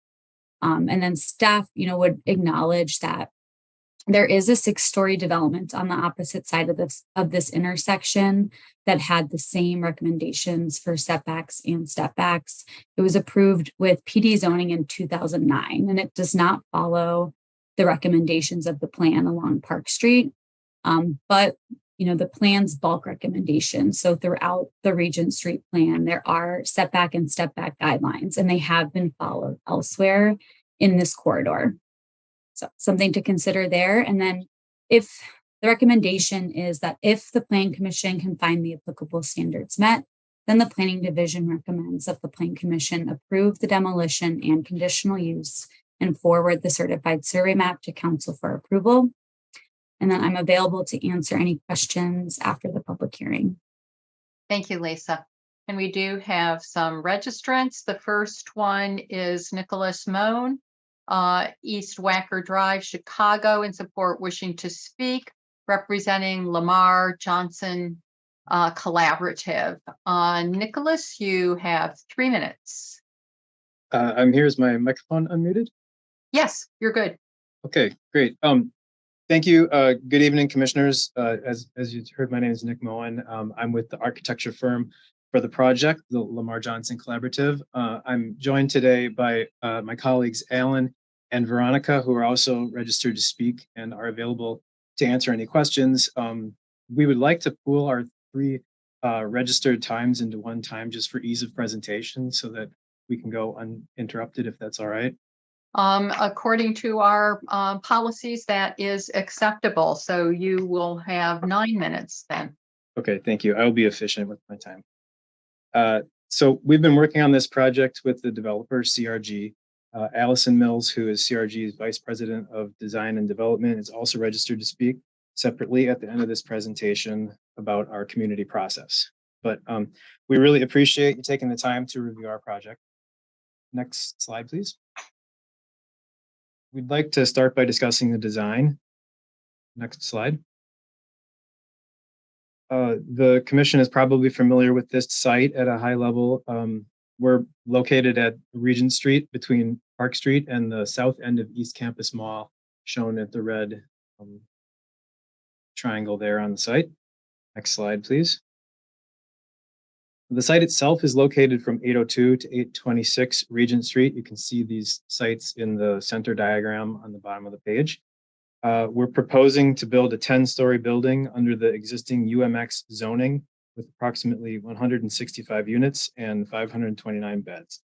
In the bottom right, you can see a graphic from the Regent Street South Campus Neighborhood Plan. This site is at the intersection of Regent Street Business District and the Park Street corridor, and therefore the recommendations of the plan have guided our design process. Next slide. This slide details some of the steps we've taken to incorporate the various recommendations, setbacks, and stepbacks into the massing of the building. Next slide, please.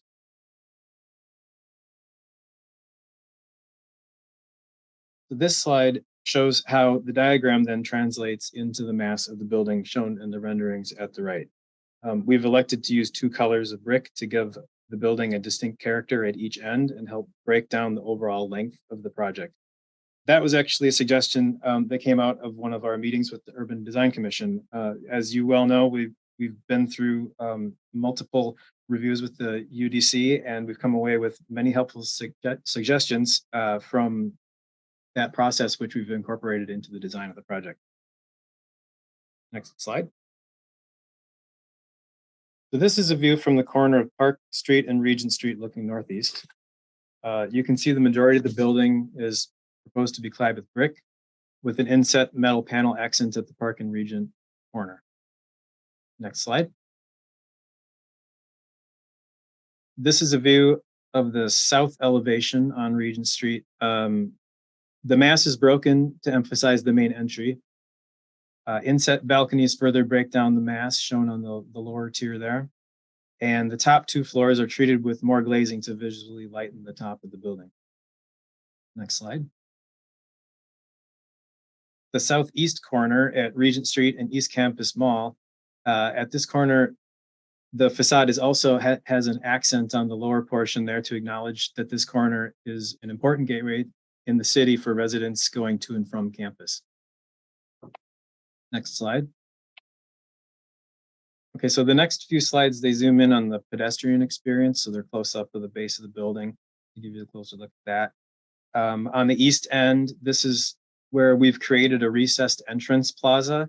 This extra outdoor space widens the public pedestrian zone and creates a sheltered outdoor area. The stairs and ramps also help to create a distinguished entrance. Next slide. Here you see the image on the left is the existing condition today with roughly 7 feet from the curb to the face of the building. This is along Regent Street. The proposed project increases that distance from the curb to a full 15 feet. 6-foot wide planter strip provides greenery and a sense of protection from the busy street traffic and enhances the pedestrian experience. To make the building more inviting at the ground level, we introduced brick wall insets, a stone base for durability, storefront window insets, and lighting on the piers for good looks, but also for safety at night. Next slide. At the entrance on Regent Street, the stairs and ramps are integrated into the same datum as the stone base, and a canopy is provided for cover and emphasis of an inviting setback entry. Next slide. This is at the corner of Park and Regent Street. On the left, you see the The existing corner, the windowless brick wall comes right to the property line, 15 feet from the curb. And then on the right, you see the proposed design sets the ground level back an extra 13'6" along Park Street for a total setback of 29 feet of usable public outdoor space along Park Street. That concludes our section on design, and for the remaining slides, I would like to hand the microphone to Allison Mills from CRG, who should be the next registered speaker to talk about community benefits. Okay, great. Thank you. Allison?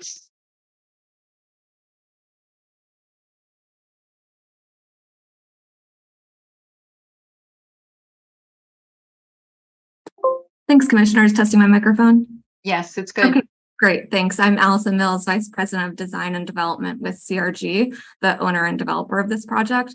And I just wanted to briefly touch on the really positive community engagement we had throughout this process and discuss the community benefits that we have incorporated into this project as a direct result of those discussions.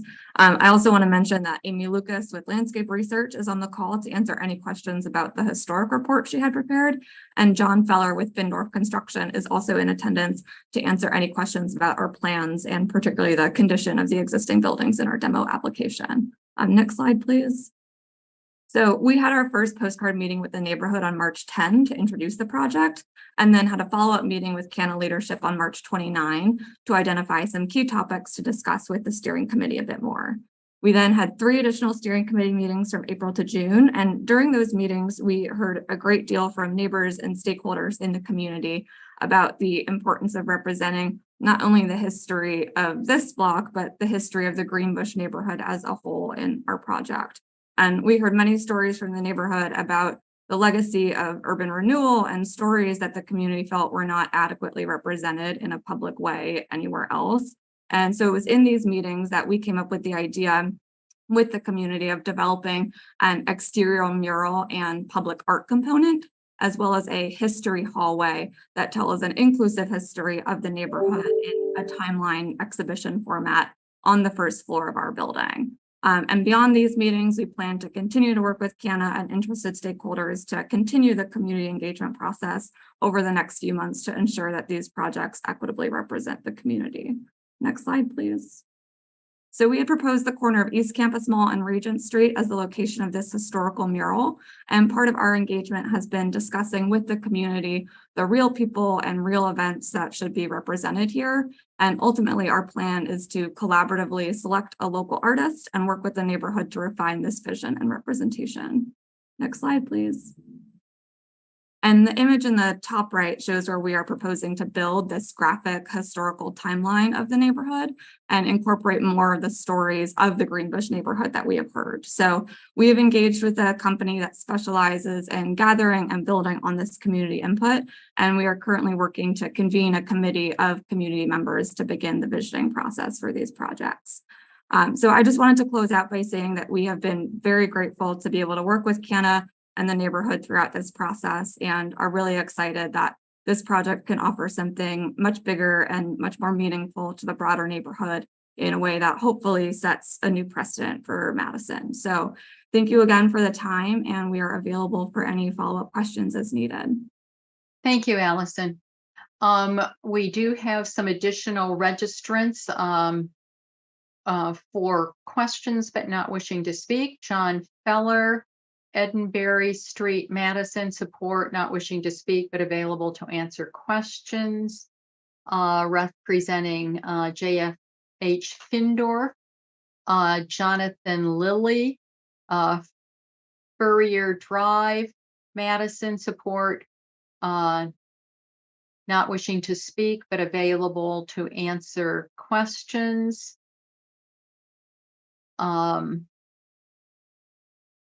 And Angie Black, West Washington Avenue, support, not wishing to speak, but available to answer questions, representing CRG Acquisition.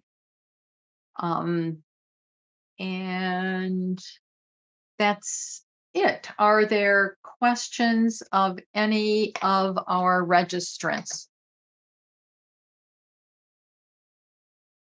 Commissioner Fernandez.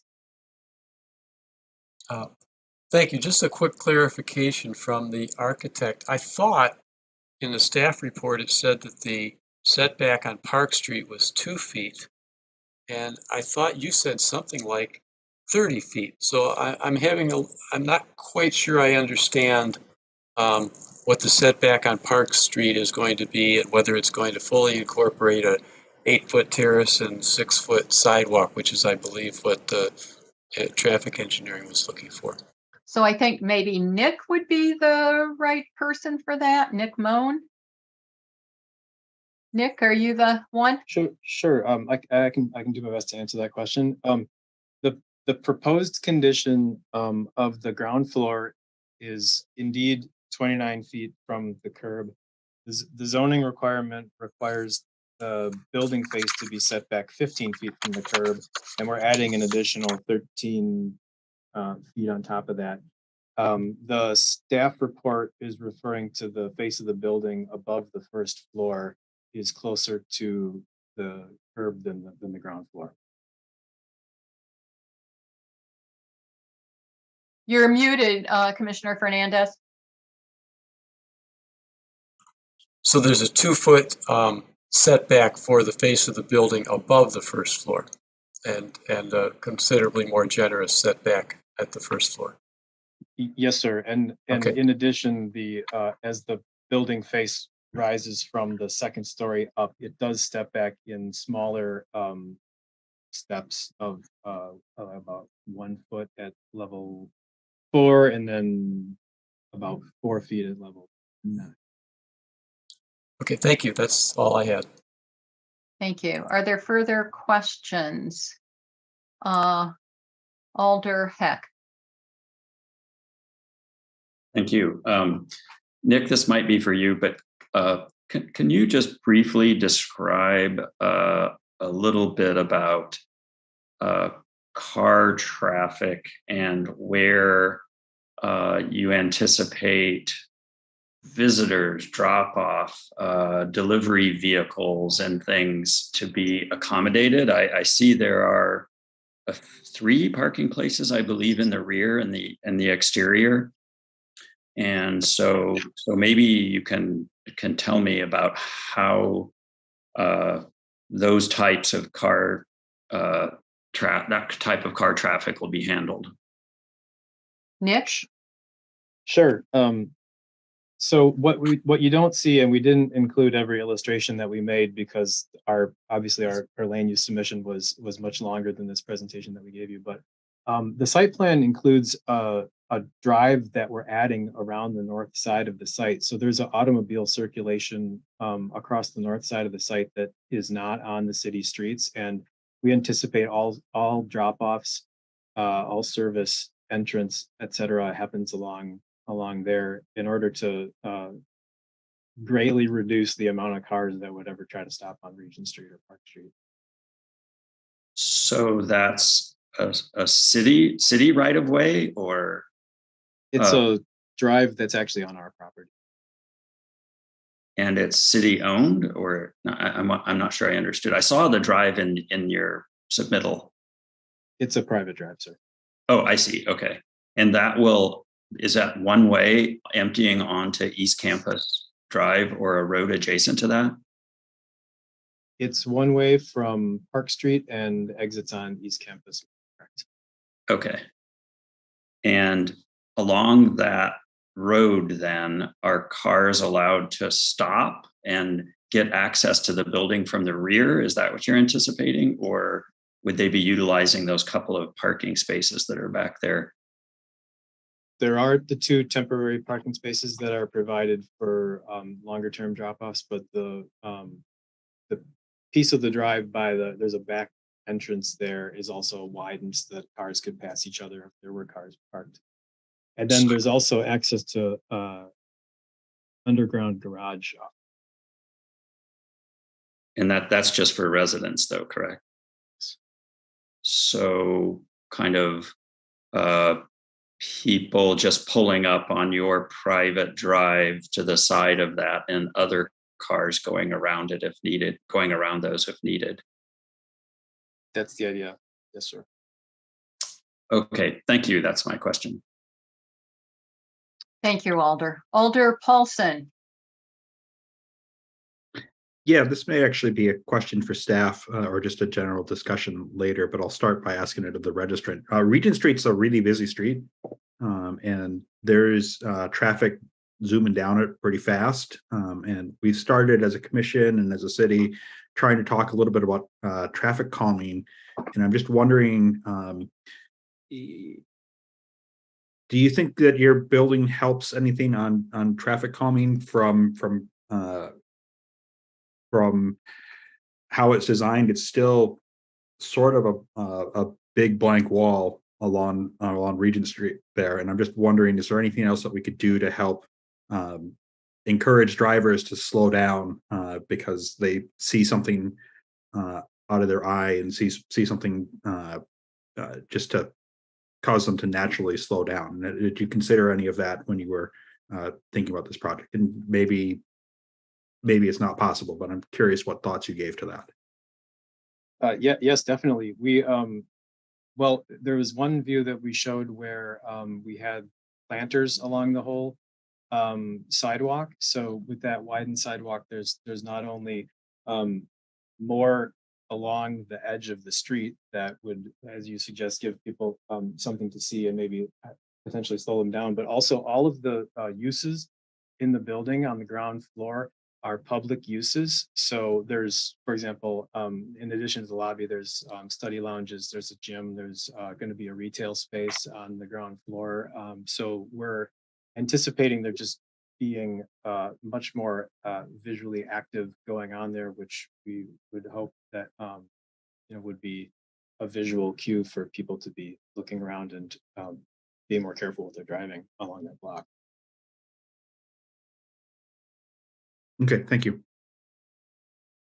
Thank you, Alder Paulson. Are there any further questions of our registrants? Commissioner Shepherd.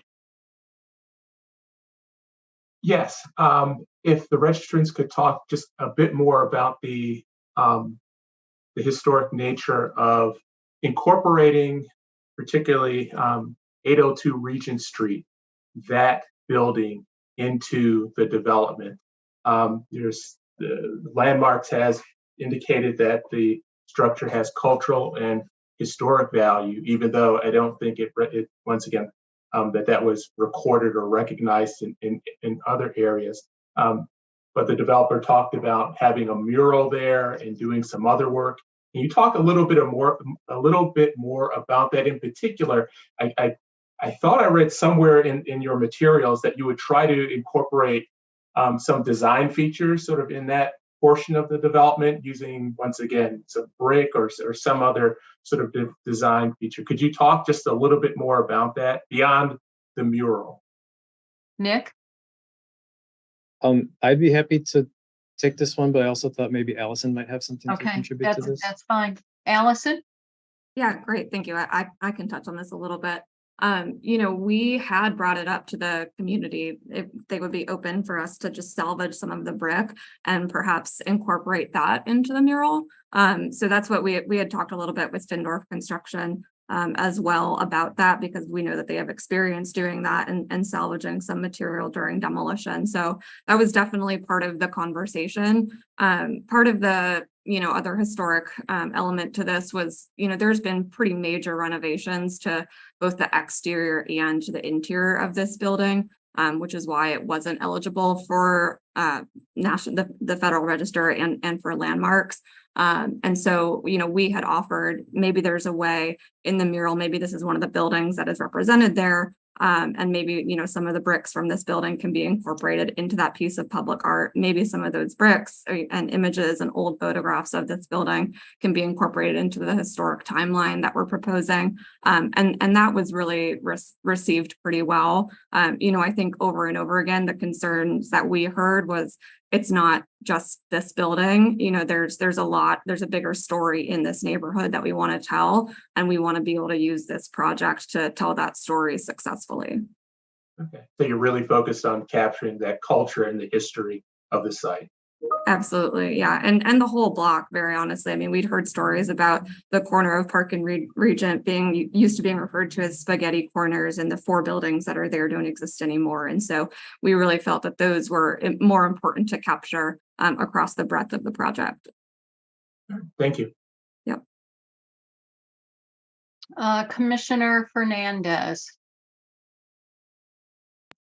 Yeah, thank you. Just a quick question about the building to the north. What is the actual space between the buildings, and how have you addressed the visual impact of your building on that building and vice versa? I'm a little concerned. It's a bit of a canyon in there, and I'm not sure if that's a concern of the architect or if there's much you could do about it, but if you could just give me a little sense of what you do about that canyon. Allison, I see you have your hand raised, so let's go to Allison. Up, she just lowered her hand. Maybe then Nick will be the one to take it. Sure, I can take this one.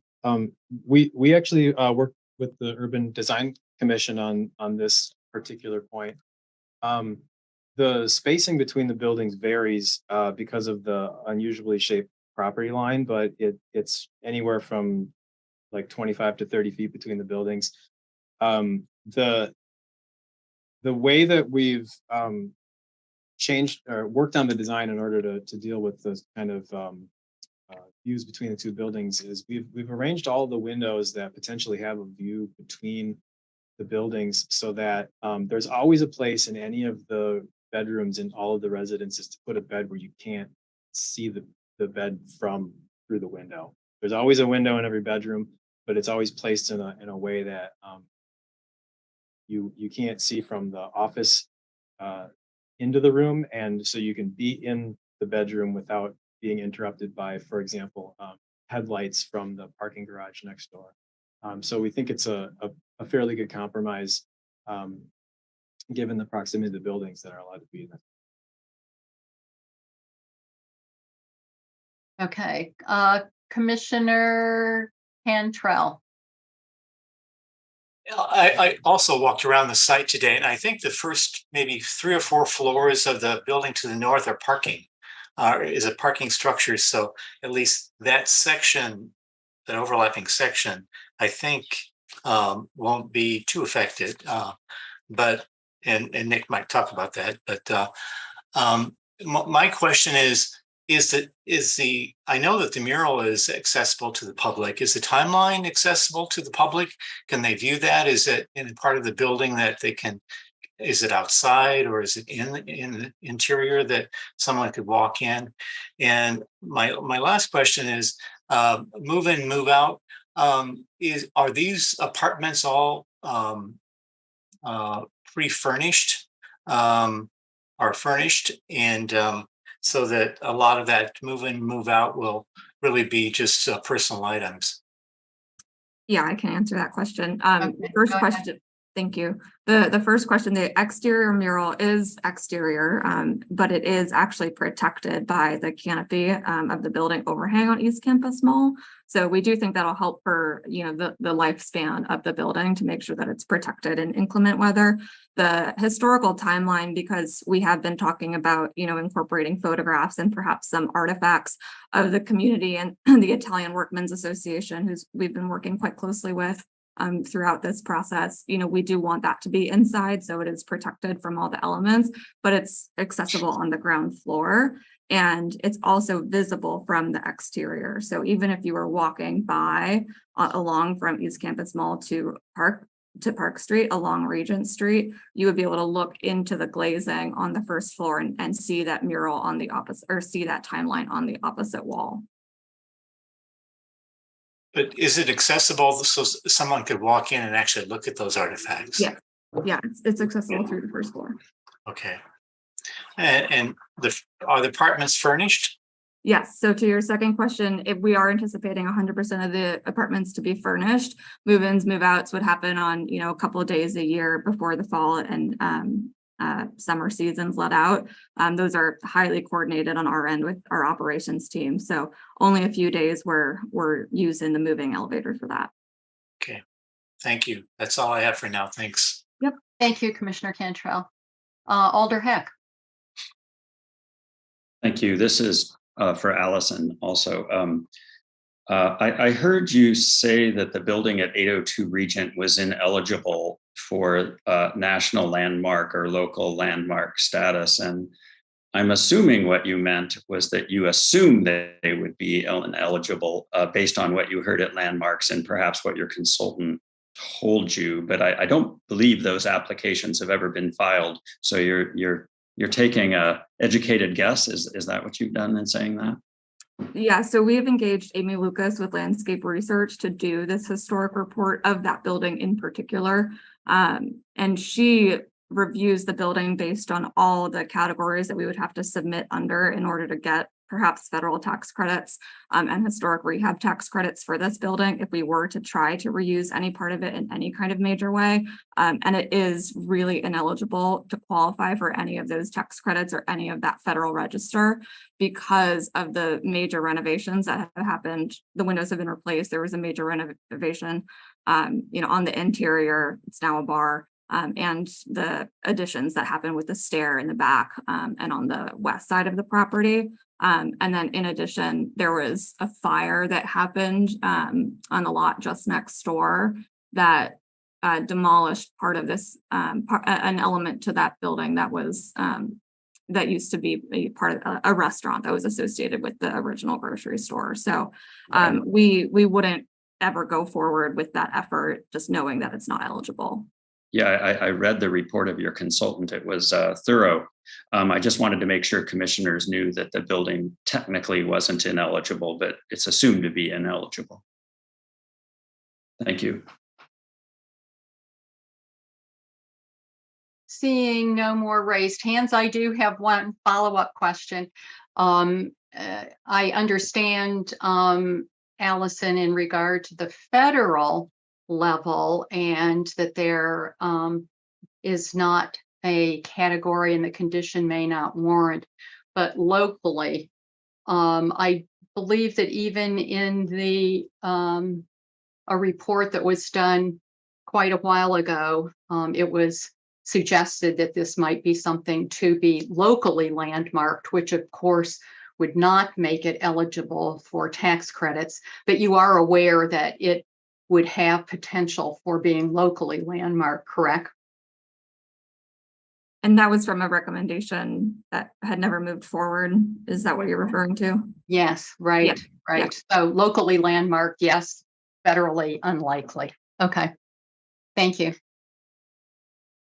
Are there further questions of any of our registrants? Seeing no raised hands, I will close the public hearing.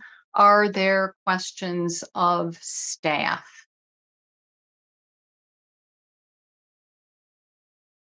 Commissioner Fernandez.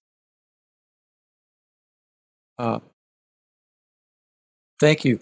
I'm wondering if the setback along Park Street, so it seemed to me as I was reading the staff report that there was some concern that the setback along Park Street was not consistent with the sub-area plan.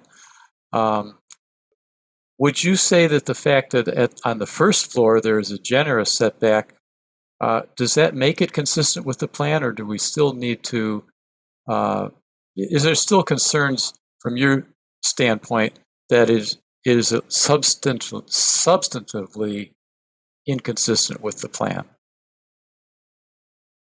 Heather, Lisa, who wants to respond to that? Oh, Heather, Sure, go ahead. I can give it a try, and then Lisa, you're welcome to add anything. I think, so when this plan was adopted, the Regent Street South Campus plan, the intent of that recommendation was to go from the ground to the air, that building setback would be respected all the way up the building. Now, as mentioned in the staff report, almost immediately after that plan was adopted, there was a building just across the street to the west at the other corner of Park and Regent that was ultimately approved that did not respect that brand new plan recommendation at the time. And so we're struggling with the fact that, we definitely need to raise this inconsistency to the Plan Commission. We acknowledge that there's no ordinance that's been adopted that requires that setback. I think that, staff on the whole feels that, for this shallow of a building, this is only about 60 feet deep along Park Street. The provision of that relatively generous ground floor pedestrian opportunity does alleviate some of our concerns, but it doesn't make it consistent with that recommendation in the plan. And so that's why you see that, clearly outlined in the staff report as one inconsistency that the Plan Commission needs to grapple with. Just a quick follow-up. Does the plan actually, is it explicit that when it's talking about a 2-foot setback, it's talking about from the sidewalk to the sky, or is that just implicit by not having said anything different? It seems to me this is actually, as I would understand a setback, people are generally concerned about the first floor setback. But is the plan explicit about that setback being the entire building, or is that just implicit? It is implicit. Yep, good question. Okay, thank you. Anything else, Commissioner Fernandez? No. No, thank you. Okay, thank you. Commissioner Solheim. Thank you. Follow up to that. I understand about the property across the street, which did not follow that recommendation. Is it correct to say that this block or this property would be the only one to maybe follow that recommendation, because to the north is university properties? I'm just wondering if we, say that setback has to be in place, what is it going to be consistent with? It seems like there's actually no other development on Park Street that would follow that, if I'm reading it correctly. Heather? Sure, I'll give this a go again. So I think this is it's basically a footnote in the plan that talks about rounding the corner from Regent Street and respecting the setback. Looks like Lisa wants to weigh in here, and I'm gonna defer to Lisa, who's done a lot of looking close at this one. Okay. I think we were heading towards the same line, but I'll be the one to say it. Yeah, so there is just a specific footnote in the plan that notes that where a property that fronts Regent Street also fronts Park Street, that the Park Street setback will match the Regent Street recommendation. So obviously there's only like 4 properties, let's say, where Regent Street and Park Street are terminating. So it is, I think, since we've seen redevelopment here, that's why we refer to that 2009, because I think that's maybe the most recent one at that corner that would have fallen under the 2008 plan. So it isn't a lot of properties, but yeah, I think it's about the unique nature of that Regent Park Street intersection that maybe deserves a different treatment. But I think like the Park Street corridor that's identified in the 2008 Regent plan recommends a 10-foot setback. Okay.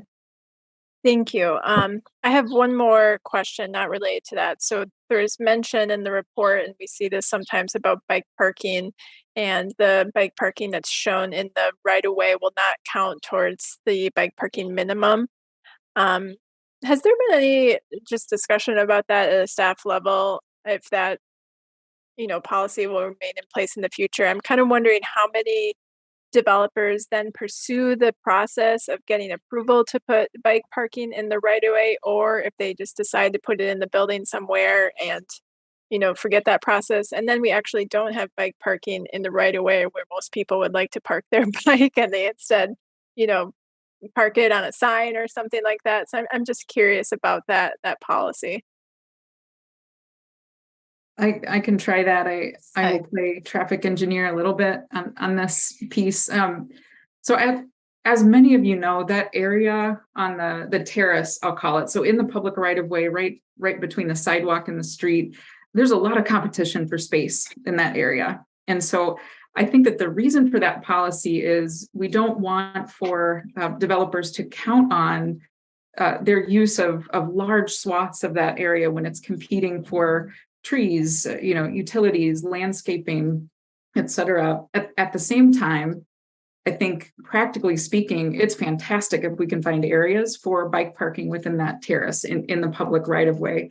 But I think the reason for the policy, the why, is because we want for developers to be a partner in that, to find spaces that are easily accessible by pedestrians right on the outside of their building.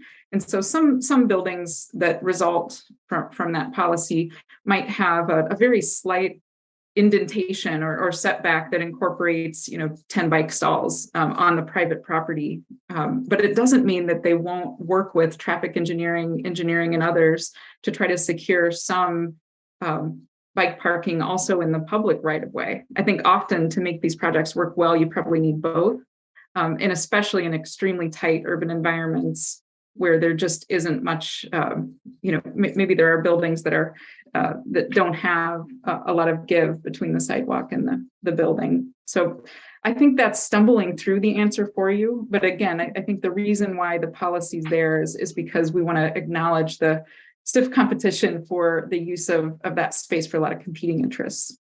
Okay, that's helpful. Thank you. Anything further, Commissioner Solheim? No, thank you. Okay. Alder Paulson.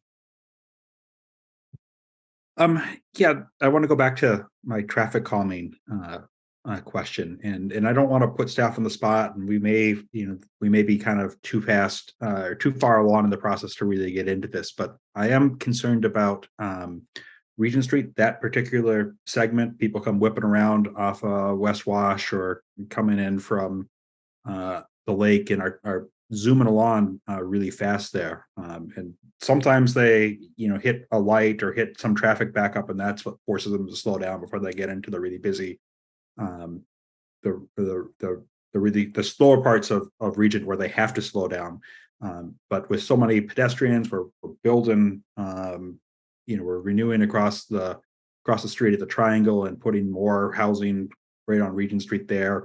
Library Mall, or the East Campus Mall, is now kind of a strong pedestrian corridor all the way down, and so I think there's going to be a lot of pedestrian use on Regent Street there, and so I'm just curious what more we could do if there's not going to be a lot of opportunities to influence the programming on the street there, to do anything to the programming on the side of the street to do anything to influence traffic after this is built. So whatever else we can slip in there now to try to be some kind of side distraction is helpful. And if staff think there's still opportunities there, I'm curious what if there are, to finally get this around to a question. Heather? Yeah, that's a great question. Probably more of a corridor-wide question, right? That's not necessarily site specific. I think one interesting thing to recognize with this proposal, due to the very, very, very low parking ratio, it's a student-oriented proposal. Very little parking is actually provided here. My guess is that the traffic generated by this stretch post-construction of this building will be far less than it is today, even with the bar that's there on the site today. Fewer conflict points. None of the driveways that exist today along this stretch would be there anymore along Regent Street. It doesn't really get to your question of how do we slow traffic on Regent, but I think an important part of that is creating a much more pedestrian-friendly environment, and an environment where more pedestrians are, in order to give pause to drivers driving through. It's, again, only a partial answer, and I sure wish my colleagues from traffic engineering happened to be here today, but I think this, a development like this would activate this block in a very different way than sort of the auto-centric activation of the block today, with the multiple driveway entrances that are there today. So that's just something to consider on this very block, but it doesn't necessarily solve the more corridor-wide question that I think you're asking. But what more can we do as a city to calm Regent Street?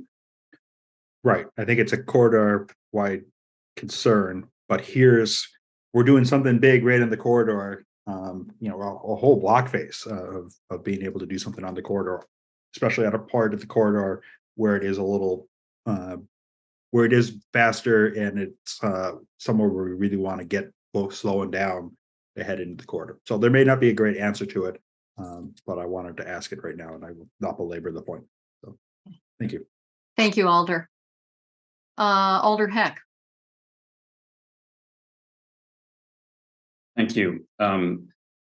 First, a question for Lisa. I understand the discussion about the setbacks along Park Street and the neighborhood plans, but the proposal does meet the zoning required setback for UMX. Isn't that true? Yes, that's correct. Okay. And then this might involve Heather getting involved. I assume that when zoning defines a setback, that does apply to the entire vertical face of a building, even if the plan was only implicitly saying that. I assume zoning always defines things as the entire vertical face. Wouldn't you agree?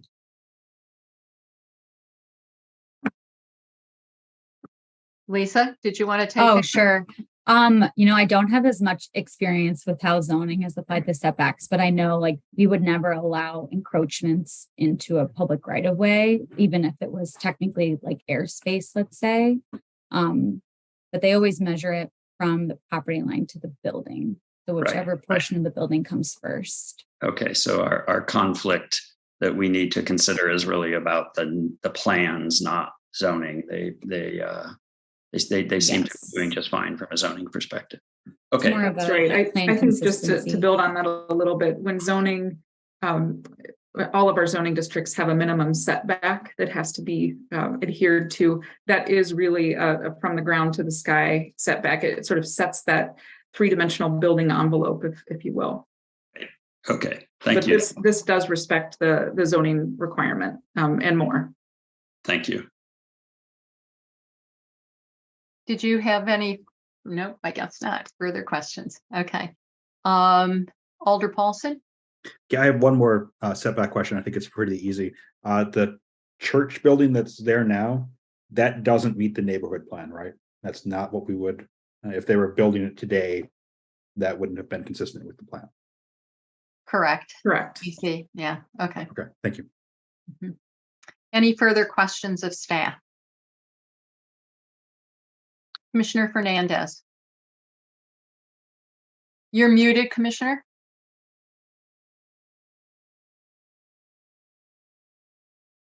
Yeah, so sorry to pipe up again. But regarding the planters in the terrace, I just want to understand the conditions right now. Traffic, without rereading it, did traffic say they are going to prohibit that? Did they just say they want to discuss it? I mean, I personally find it a very good feature, and I do think it could have some traffic calming effect. I'm familiar with cases where the building owner has been required to provide a maintenance agreement for it, right? So the city doesn't want to mow and maintain that area, but it would be a possibility, at least for them to build the planters and agree to a maintenance agreement. Is that a possibility? I guess that's what I'm asking. Heather? Lisa, go ahead. I was just going to say that per the comments from traffic engineering, they do note that they have concerns regarding the proposed planters, and that they would at this time like them removed from the plans. But I know that UDC in their recommendation also noted a support for the planters as well. And I would maybe defer to Heather on maybe more like the policy question of the planters in the right of way and how those work. Yeah, so one example or an area where there are examples that you're mentioning are in the Capitol East District along East Washington Avenue close to downtown. There are some raised planters that are approved by the city, and those do come with maintenance agreements often for basically the private property owner to care for, build and care for, maintain those planters over time. I don't know all of the ins and outs of those agreements, but I know that it has been done in the past. I think, again, in this case, that question simply remains to be seen. I think there are a lot of folks on the city side, forestry, engineering, traffic engineering, that would need to weigh in on really what that final condition is. And it's not something before the Plan Commission this evening, but it's definitely been raised in the report as, at least the Urban Design Commission feels strongly that they should be there if they can be. Traffic has raised some concerns. I think there's a lot to be explored there about, again, that best use of that competitive space between the sidewalk and the curb for a lot of competing interests, landscaping, trees, being kind of the theme here. And so we just don't have those answers tonight, but it's been made clear to the applicant by Urban Design Commission to continue to pursue it and to work with staff to see what they can accomplish. And by staff, I don't mean planning staff, but other agencies who have a lot of interest in how that space is used as well. Okay, thank you. Yeah, I don't want to second guess traffic, but I realize apparently our decision is not actually applicable to the terrace, but I would like to at least keep that possibility open because I think it's a nice feature. Mm-hmm. Thank you, Commissioner Fernandez. Any further questions of staff? Seeing no raised hands, I am looking for a motion. Commissioner Cantrell. And I assume that we need 3 motions, correct? Yes. The first one on the demolition and then. Correct. Okay. Yeah. Okay. Well, I'm going to recommend that the Plan Commission find that the standards for demolition permits are met to approve demolition of the demolition of a place of worship, 2 residences, and 2 mixed-use buildings located at 802, 816, 818, 820, and 826 Regent Street. Is there a second? Seconded by Commissioner Fernandez. Did you wish to speak to your motion, Commissioner Cantrell? Yes. I think it's unfortunate that we're losing 802 Regent Street, which has obviously historic reference and interest to the Italian neighborhood. But I think that that building and the other 2 houses and the Forboni's former business are totally they've lost their context, and because the neighborhood was really destroyed back in the 60s and 70s when the city did the redevelopment project for the housing, mostly across the street. So, and I think that also the development, and maybe it refers to the development, I should just stick to the facts of the demolition, but they're incorporating a mural and other timelines. Actually, the Italian Workmen's Club wrote a letter in support of. So I think that provides at least some reference to the past, which I think is important, and some recognition of how important this area in this neighborhood was to the city at that time. So that's why I'm recommending that the demolition be moved forward. Thank you. Are there any other comments, discussions before we come to a vote? Commissioner Fernandez. Yeah, I would just like to second Commissioner Cantrell's thoughts on that and even go a bit further. I know that the demolition permit is not contingent on what's being built there, but I would hope that it might be contingent on the historical interpretive element that is being incorporated. Now, maybe that's out of bounds and maybe it's not. I'm not really sure. But I heard Allison say she'd like to make this a precedent, and I would heartily agree. I think there are times when we have a building that's lost its historical integrity and has probably lost its function, and so sadly it has to go. And I just salute this as a very creative and I think sincere effort to restore and capture some of the historic value. So I don't know if we're allowed to consider that in this or not, but I certainly salute what they're doing here and their work with the Italian Workmen's Association. Any other comments? Alder Heck. Thank you. I mostly just wanted to thank Commissioner Cantrell for his words about context. This demolition is very unfortunate, but I'm going to support it. And I do think, though, that those words about context are something we need to consider in the future. And I think he said it very well, exactly why in this circumstance, I think it's supportable. Thanks. Any other comments before we come to a vote? Seeing no raised hands, I will assume unanimous consent unless I see a raised hand to object.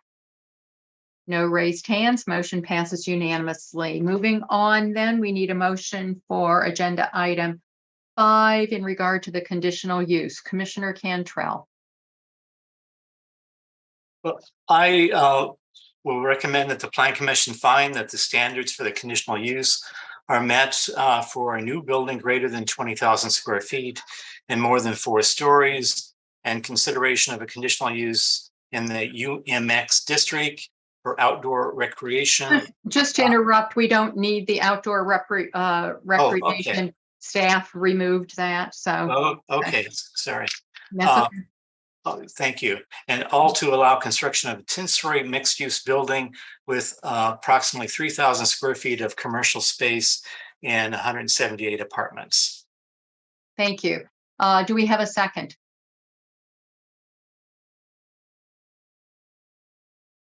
Seconded by Alder Paulson. Commissioner Cantrell, did you wish to speak to your motion?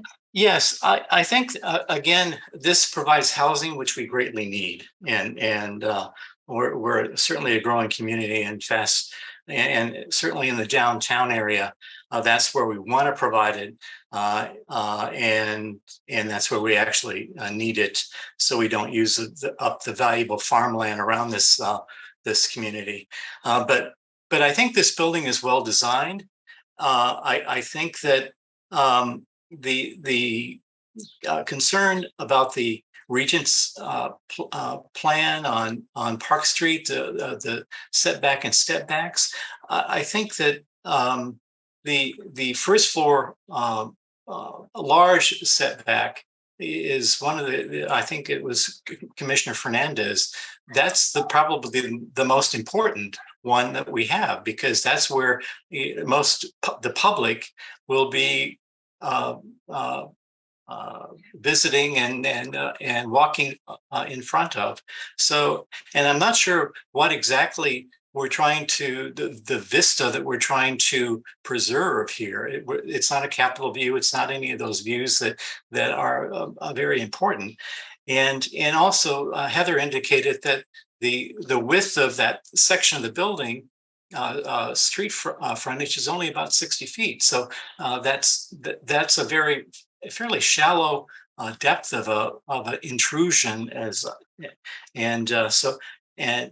but I think that the design of the building is very superior, and it is one of the reasons why I think it's going to be very complementary to this area. The concern about traffic, I think they are removing 3 curb openings on Regent Street, and those are conflict points that Heather alluded to, and I think that that's a good thing. And the traffic circulation, I think, from Park Street to campus, the side street, the campus mall is very superior and very workable. So that's why I'm supportive of this project, and I think and they're incorporating the mural and the timeline, which I think is provides information for the neighborhood and for the city at large. So thank you. Thank you. Any further comments, discussion before we come to a vote? Alder Paulson. Yeah, I'll just build on a lot of what Commissioner Cantrell said. I actually moved to Madison. My freshman year was the year that we rebuilt Park Street. River before Park Street with under the railroad bridge there, it was a 1-lane street. It flooded all the time. Everything was terrible kind of on the other side of it.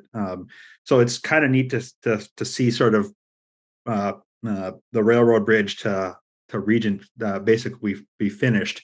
I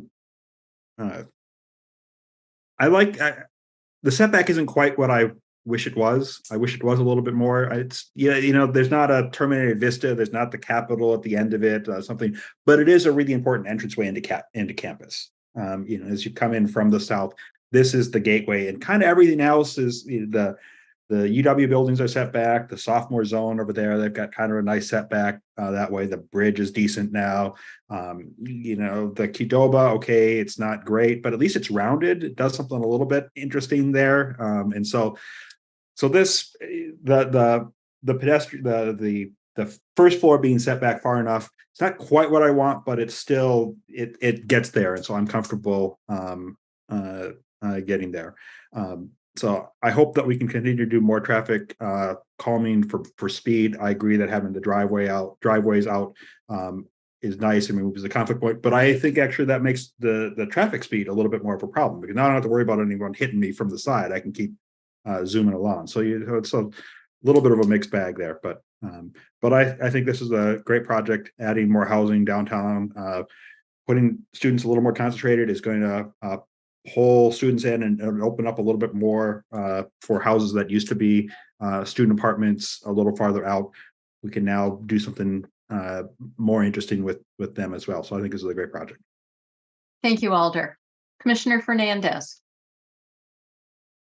Thank you.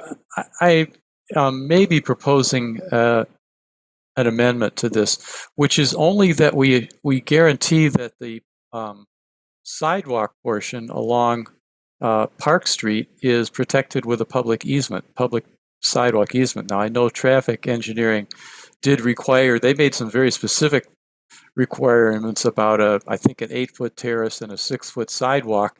The developer, I believe, has a 15-foot terrace and a 13-foot. So there may be an inconsistency there. I want to make sure that inconsistency is cleared up, and that whatever portion of it becomes sidewalk becomes public sidewalk. I don't know. Does that feel like a needing? I'm looking at condition 40 from the Traffic Engineering Division. The applicant shall dedicate right-of-way or grant a public sidewalk easement for and be responsible for the construction of a 6-foot wide sidewalk, 8-foot terrace, and then additional 1 foot for maintenance along Regent Street. Does that get at what you're suggesting?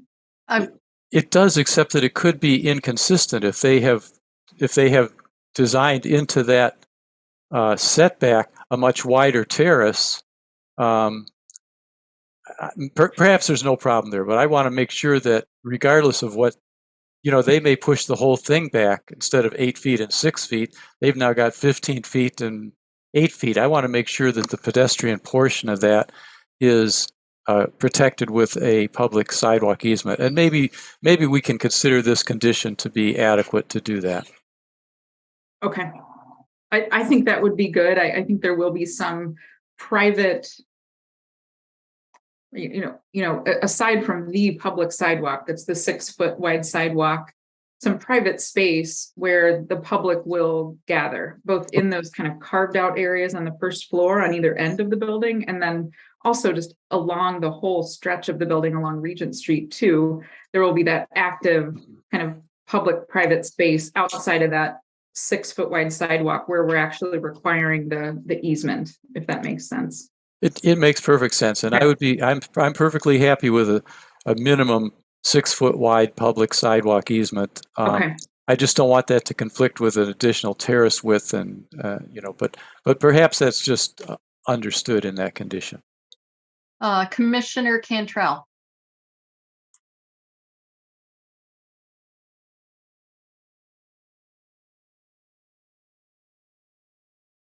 No? Yes. Okay, good. I just want to at least add my support for the planters along Regent. as recommended by urban design. And I think Commissioner Fernandez also indicated his support for that. I hope the city can work with the developer, and they certainly need to maintain it. Obviously, if it's damaged, they need to improve it back and maintain the plantings, and there should be a very rigorous agreement on that. But I think that those planters provide a lot of pedestrian protection and just visual appeal. And we've seen that in other areas of the city, especially, I think there is a building, Block 89 downtown, I think on Doty Street, that has some planters within the right of way. So anyway, I would hope that the city engineer and traffic engineering could support that. But I know we can't recommend, we can't condition that, but at least we can go on record to say that's what we'd like to see. So. Thank you, Commissioner. Okay, thanks. Anything further before we come to a vote? Seeing no raised hands, we'll come to a vote, and I will assume unanimous consent unless I see a raised hand to object. Seeing no raised hands, the motion passes unanimously. Moving on to agenda items 7 and 8, same things with this. It will be one public hearing, and then following the public hearing, the Plan Commission will make separate findings and motions on each agenda item. Agenda item 7, Registrar 71883, located at 402 West Wilson Street, 4th Alder District. Consideration of a demolition permit to partially demolish an office building. Agenda item 8, Registrar 72468, creating section 28.022 through 00569 of the Madison General Ordinances to amend a planned development district at property located at 402 West Wilson. Amending the GDP Plan Development General Development Plan and creating section 28022 through 00570 to approve a specific implementation plan. PD zoning map amendment is to allow the development of a 4-story, approximately 54-unit residential building. I see we have a raised hand. Commissioner Cantrell? Yeah, we need to approve the certified survey map. Sorry. That's okay. Thank you very much. Yeah. Do we have a motion on that? Yeah, I'll recommend that the Plan Commission forward the certified survey map to combine the subject properties to create one lot for the proposed mixed-use development to the Common Council with the recommendation of approval. Thank you very much, and thank you for calling me on that oversight. Is there a second? Seconded by Commissioner Shepard. Did you wish to speak to your motion? No. Any comments, discussion? Seeing none, we will come to a vote. I will assume unanimous consent unless I see a raised hand to object. Seeing no raised hands, motion passes unanimously. I am not going to reread number 7 and 8. So we will proceed on that one. And we will be getting a presentation again by staff member Lisa McNabola. Lisa? Thank you. Okay, so before the commission now is 402 West Wilson Street, a 4-story residential building as an amendment to the existing planned development zoning district with the associated demolition permit to demolish a street-facing wall of an existing office building. And I want to just briefly touch on the bicycle parking, usable open space, and then the frontage and setbacks along Broome Street. So the report notes that the applicant is requesting an exception to the general regulation for bicycle parking. And in planned development districts, the commission can consider the application of general regulations that are noted in subchapter 28I. And I did just want to mention one point of correction is that the staff report states that 100% of the bicycle parking is considered structured parking. But I clarified this with zoning staff, and technically only 50% is considered structured parking, which is provided using vertically stacked racks. And then I also wanted to note that the applicant earlier today did provide an updated exhibit which shows the width of the access aisles for the bicycle parking, and that has been posted on Registrar. So just to provide a little bit more information for that request.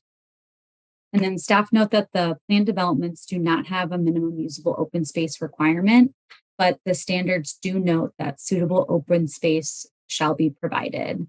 And usable open space is provided through private balconies in about 77% of the units. And then a ground level landscaped area with the sidewalk towards the back of the building would likely qualify per zoning's definition for usable open space. And then the report also discusses the frontage along Broome Street. And early on in the process, staff advised the applicant to comply with the DR2 district where possible, since the DR2 district is sort of the predominant zoning district in that area. And the development does comply with DR2 setbacks. However, we just did want to note that the property will have a public sidewalk easement at the request of traffic engineering. So the setback to the sidewalk is about a little bit over 3 feet for a portion of the frontage, and that the building is therefore located closer to the sidewalk than is typical.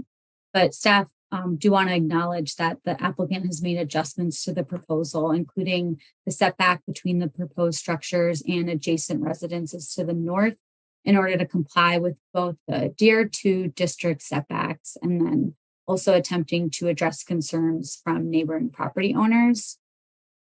So on balance, the recommendation is that the planning division believes the applicable standards can be found met for planned developments, zoning map amendments, and demolition permits. And I'm available to answer questions after the public hearing. Okay, we do have some registrants. The first registrant is Nick Orthman, 80th Street, Kenosha, support wishing to speak. And I believe he is representing Bear Development, although it doesn't say that in the registration. Could you clarify, Nick? Hi, yes, that's correct. Okay, you have 3 minutes. All right, thank you. And I've got a few other folks from our team on the line as well. I think one of them was registered to speak. Is it okay if we pool time? You have, I believe, one other registrant. So yes, you would have 6 minutes. All right, thank you. Well, hello, commissioners. Appreciate you having us on the agenda here tonight. My name is Nick Orthman. I'm with Bear Development. I work as a project manager on our development team. And as I mentioned, I've got a few other team members on the call with me here today. I've got Adam Templer, who oversees our development team, and Kevin Yeska from JSD Engineering on the line as well. Unfortunately, our architectural team could not make it, but we'll make do. So what we are proposing is the redevelopment of 402 West Wilson Street into 54 units of workforce housing. And I'm not sure who's running the presentation, but I'm totally okay if you just kind of slowly flip through the slides. I'm just going to give a brief overview and open it up to questions. So that's totally fine. So the site is located at the northwest corner of West Wilson Street and South Broome Street. It's currently home to a 20,000 square foot office building. It's occupied by the Cosmetic Dentistry Association. And as I mentioned before, our plan is to convert the site into 54 units of workforce housing, which will consist of 29 one-bedroom units and 25 two-bedroom units. All of the units would be made available to households that earn 50 or 60% of the area median income. And to support those rent levels, we've applied for tax credits through WIDA, and we've been working through that process concurrently with the design. In addition to the housing units, we also have a below grade structured parking deck with 29 stalls. And to fit everything on site, what we're actually proposing to do, which is the reason for the demolition permit along with the PUD amendment, is to actually reuse the existing building with some modifications and demolition to the facade to accommodate the multifamily development. And then actually completing a new construction addition in the northern parking lot and also wrapping over the top of the existing building. If you don't mind flipping down 3 or 4 slides, it might be a pretty good shot of what that looks like. Yeah, Nick, just quickly, it might help if you just say next slide, just to help facilitate the presentation. All right, fair enough. Next slide. There we go. So that's kind of this is the really, the rendering that tells the story the best of the existing building, and then how the new building fits into that. So the existing building is what you can see now at the corner of Broome and Wilson, where it's set back a little bit further from the property line. And then the new construction is the portions of the building that go over the top of that on the the 3rd and 4th stories. And then also to the north, where it bumps out a little bit further along Broome. So as Lisa mentioned before, this is an amendment to a PUD. But we have done our best to work within the DR2 zoning classification, which is the predominant underlying zoning in the area. So we've spent quite a bit of time with staff and our design team working on a design that accommodates that as best as we can. Next slide, please, Lisa. We've also spent several hours with the alderman, Alderman Verveer, and the neighborhood steering committee. We've had several meetings to review the design, understand what's important to the stakeholders, and really use that to inform some of the decisions that we've made here as we've put the plans together. Next slide. So this is just another good shot, kind of showing how the building is situated on site and some of the neighboring context as well. The building will have a green roof. Next slide. Next slide. Next slide. One more, please. Oh, one more. All right.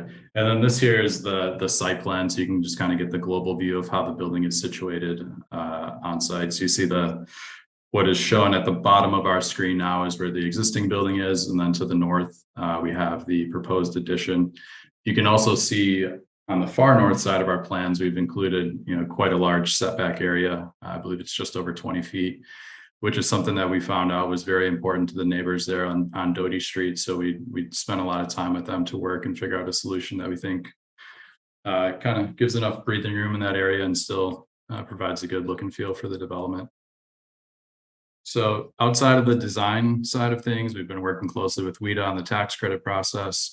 We're working closely with the Dane County Housing Authority on the bond issuance that will fund the project. And we're hoping that things go smoothly enough that we could start construction in the fall.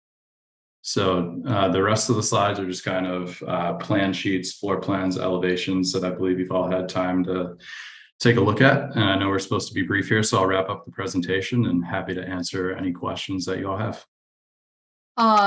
Did Adam wish to speak at all? I think the plan was that I was going to steal Adam's time. I may not have used it all, but I think we'll be all set. Very good. We do have another registrant, Jonathan Cooper, South Henry Street, Madison, in support, wishing to speak, representing Capital Neighborhoods. Jonathan, you have 3 minutes.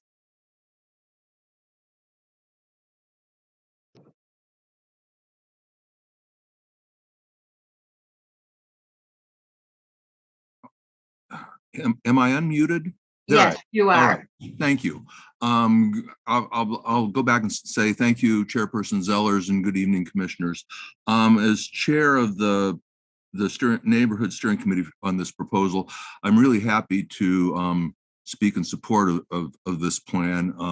One of the aspects is the that it will be affordable housing, and this is something that's been a focal point of concern and interest for the neighborhood, both Capital Neighborhoods and other downtown neighborhood associations. So we're really happy to see some much needed affordable housing come to the downtown.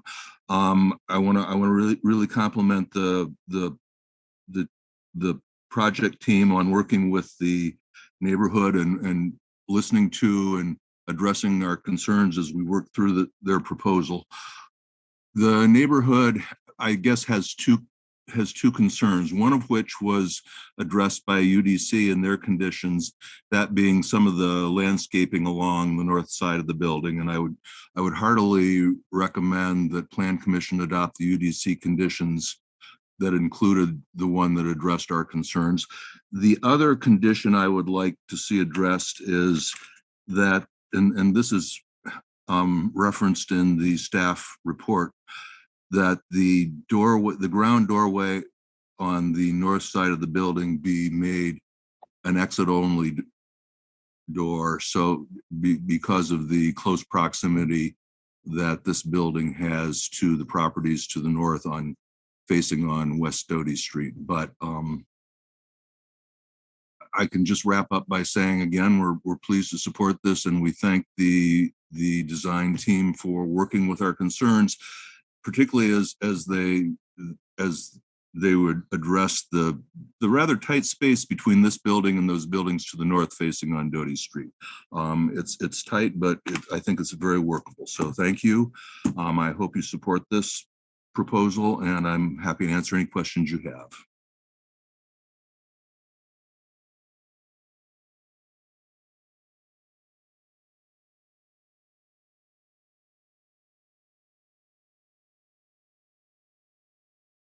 Liddell, you're muted. Sorry, got it.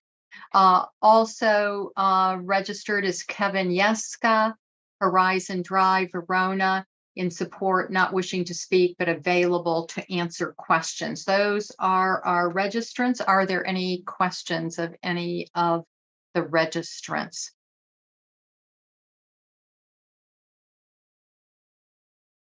Alder Heck. Thank you. This is for Nick Orthman, I assume. Nick, I'm interested in your ability to make the door that the neighborhood association's neighborhood steering committee recommended be exit only. Do you have any objections to that if it is possible?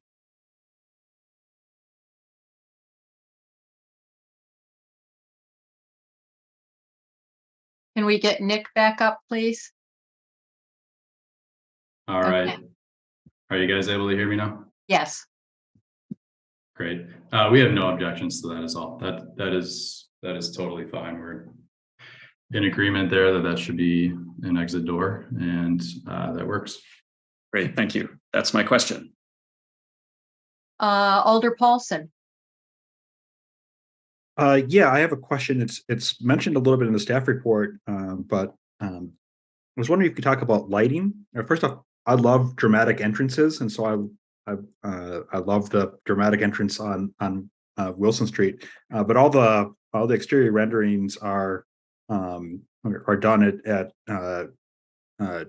daylight time, and so I'm just wondering if you could talk a little bit about how the site is lit. And I recognize that I might want something more dramatic than might be permitted by ordinances, and especially dark sky guidelines that as a city we've just adopted. I was wondering if you could talk a little bit more about the lighting plan for the site. Sure. Am I still unmuted? All right, yes, it looks like you're on. All right.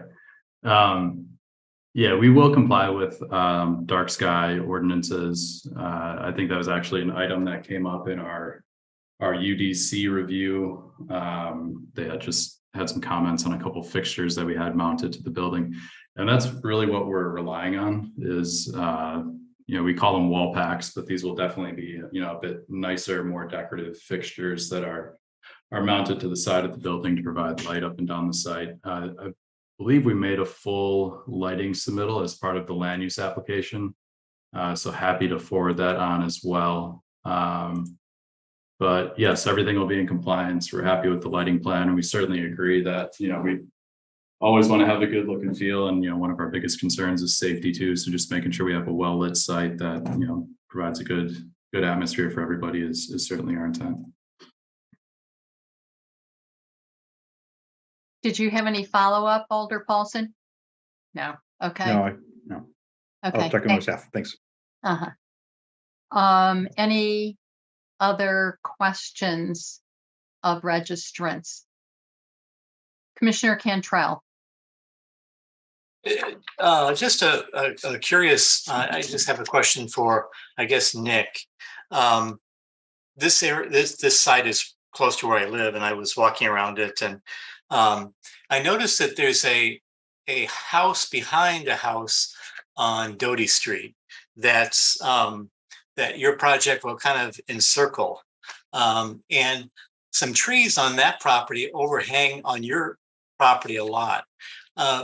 In cases like that, do you work with the neighborhood or the neighbor who the tree is on to trim up those trees, or how does that work? Or remove the tree, because obviously you would have to get permission of that owner to do that. So have you thought about that yet? We have thought about it, and to your point, our intent would not be to remove the tree, but there may need to be some trimming that goes on in that area just to make sure that it doesn't interfere with our building, especially during construction too. And we're going to have crews back there, so there'd likely be some cleanup that goes on, and we'll work with the neighbors on that. Okay, thank you. That's all I have. Any further questions?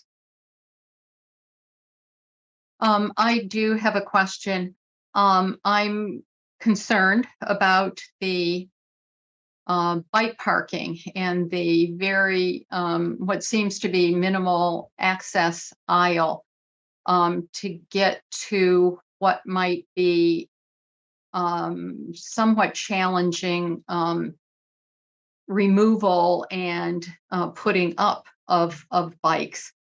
Have you considered eliminating some more of the vehicle parking in order to have good access to bike parking, particularly given the location of this building in a very bikeable, walkable area?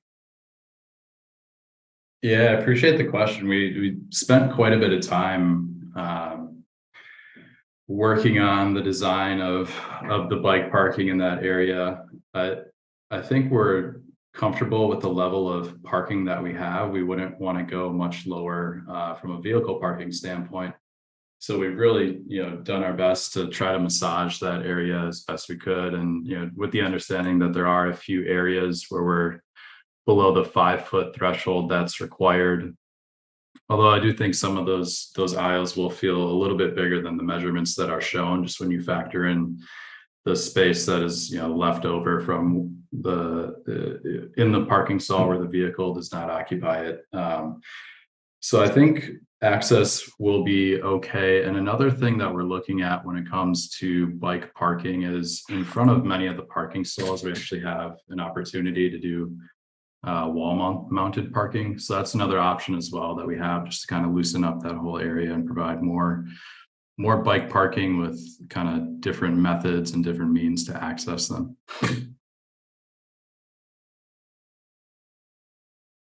Do you know what bike storage system you're going to be using? We are not sure yet. Our architect did send a few along. We've been evaluating them. I believe the one that we had looked at was made by a company called Madrax, which actually allows you to, it's essentially a metal receptacle where you have essentially half the bikes on the lower rack. And then there's an upper rack, but that upper rack kind of reclines down, so you can easily ramp your bike up it. You don't really need to lift and hoist it up yourself. The other thing too that is shown in our plan that maybe we didn't do a great job of explaining the total impact of it, but there's also 18 storage spaces adjacent to what we have labeled as bike parking on the plans. And those stalls will be able to be utilized as bike parking as well. So while we're showing 60 on the plans as dedicated bike parking, I think we'll actually have quite a bit more than that, and people may choose to use those storage spaces in that way. Most of those stalls are about 4 by 8. So we have good options, a variety of methods to provide the parking. So when you say storage areas, are these ones that the residents then like rent out or sign up for, or what do you mean storage areas? Yep. So those are storage lockers that that would come along with the unit. So we've got 54 units. There are 54 storage lockers throughout the building, and 18 of those are located in the basement. So what we would likely do from a property management perspective is make sure that we allocate those stalls to units on the upper floors so that they have a spot in the basement for bike parking if that's important to them, in addition to the structured bike parking we're already providing. Okay.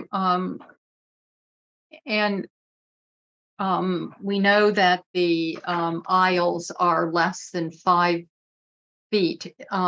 The minimum of one of those aisles in front of like 9 of the spots is like under 4 feet. Is that correct?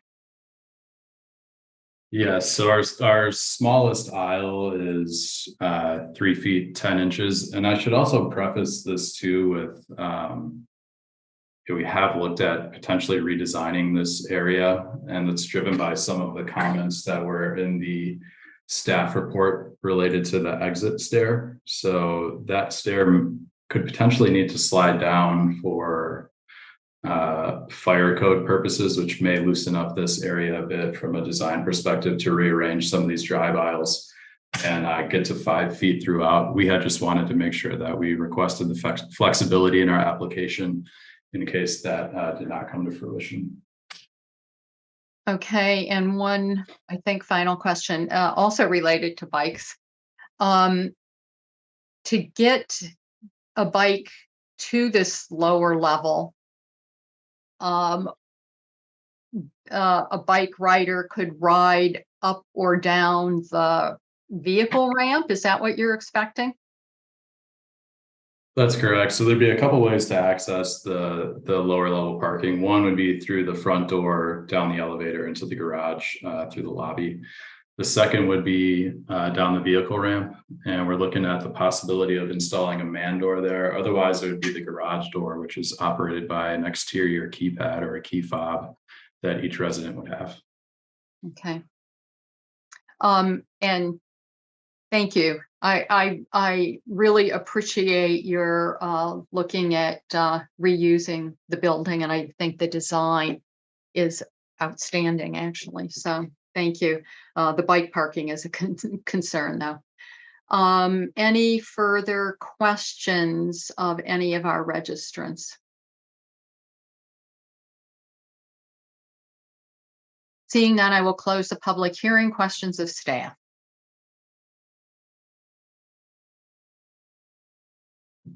Alder Heck. Thank you. I just wanted to ask Lisa if she was aware if there were any code issues or such, if that one stairwell were to become exit only.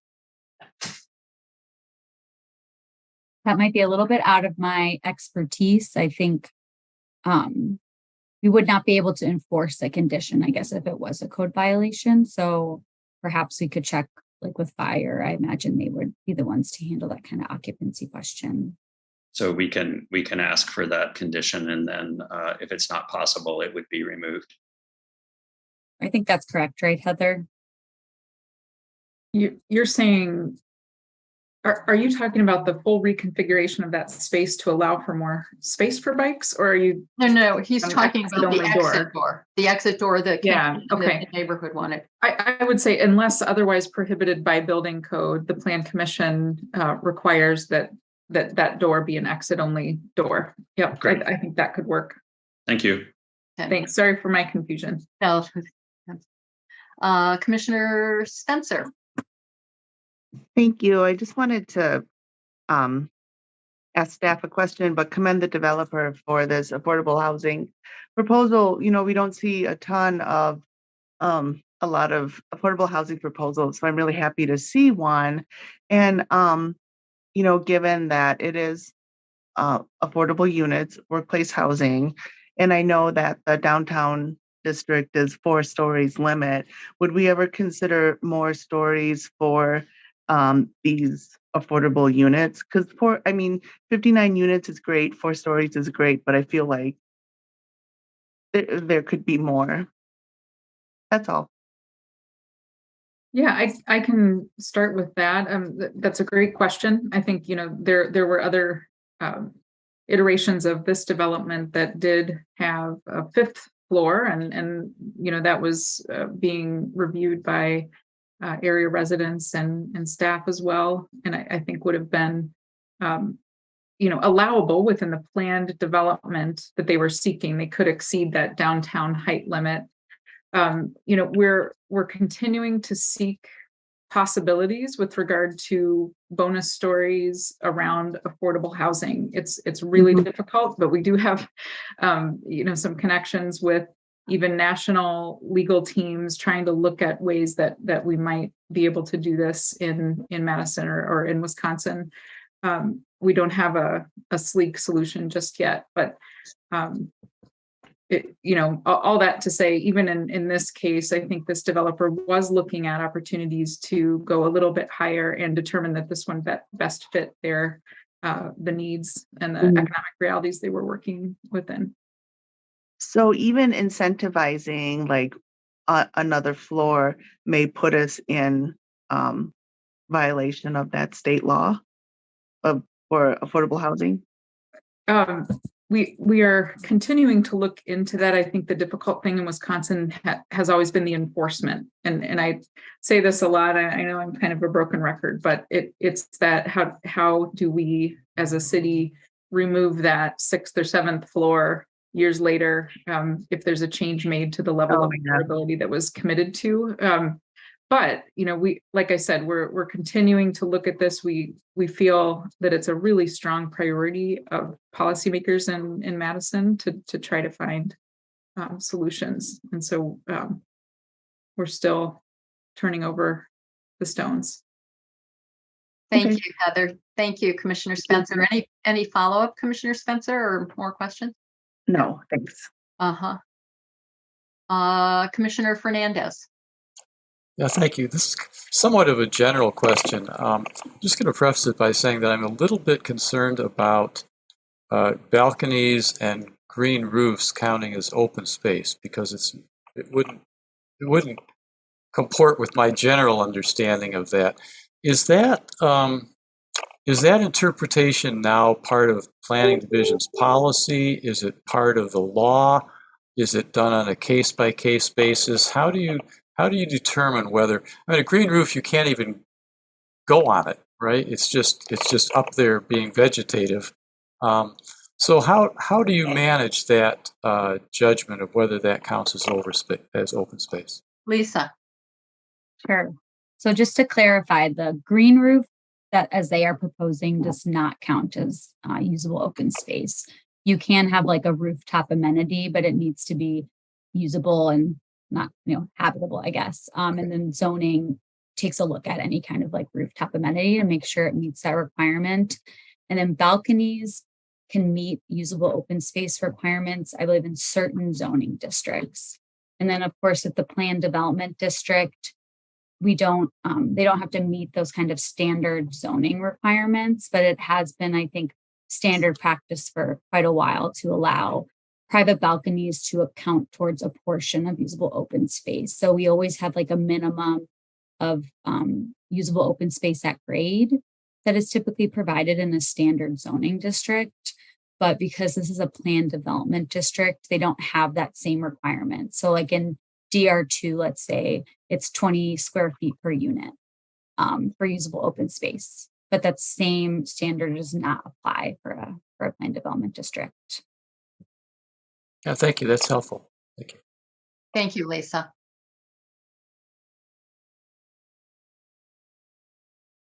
Are there further questions of staff?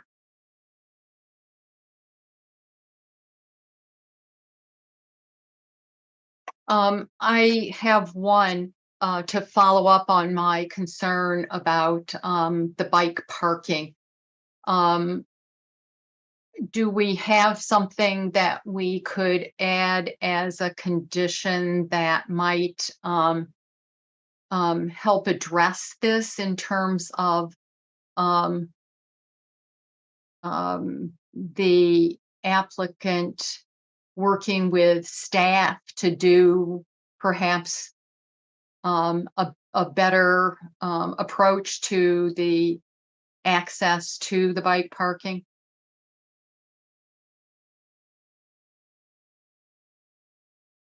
Heather. Yes, thank you, Chair Zeller. So since these questions were raised prior to the meeting, I think that Lisa and I had some time to think through a possible condition that would address this. And I can share screen if that makes sense, just to bring up some language and see what the commission thinks. Let's see here.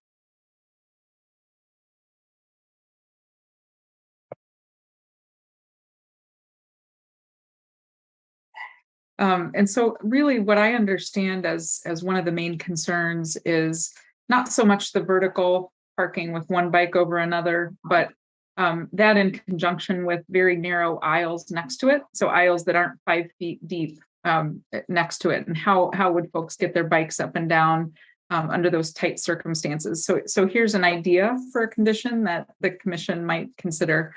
And it's that the applicant shall provide detailed specifications for the intended bicycle storage system and demonstrate that it can be fully and effectively utilized with the proposed aisle widths, or that the plan should be revised to show a minimum 5-foot aisle along each bicycle storage area as the zoning otherwise requires. And then it goes further just to stipulate who would review those, that if the access aisles are less than 5 feet, the proposed bike storage system should be reviewed and approved by the traffic engineer and zoning administrator or their designees. Okay, thank you, Heather and Lisa.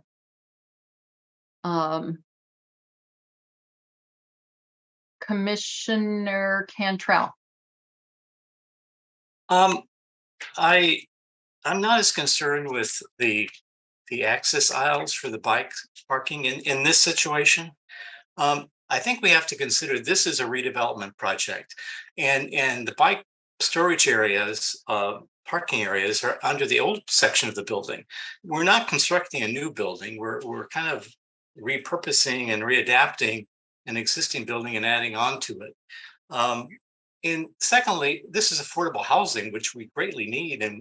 And every time we put in additional requirements, like additional area, the cost of housing goes up.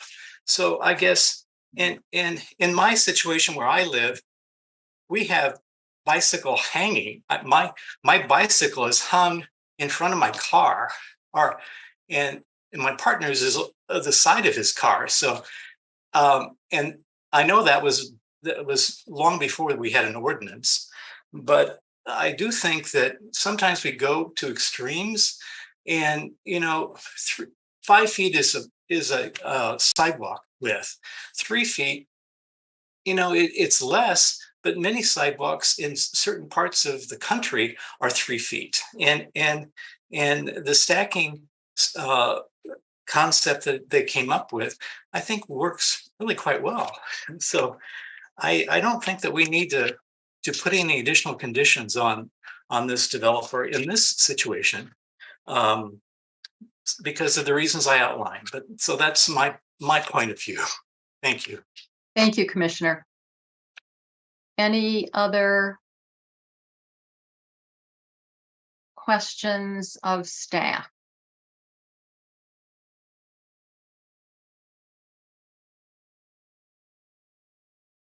Any other questions of staff?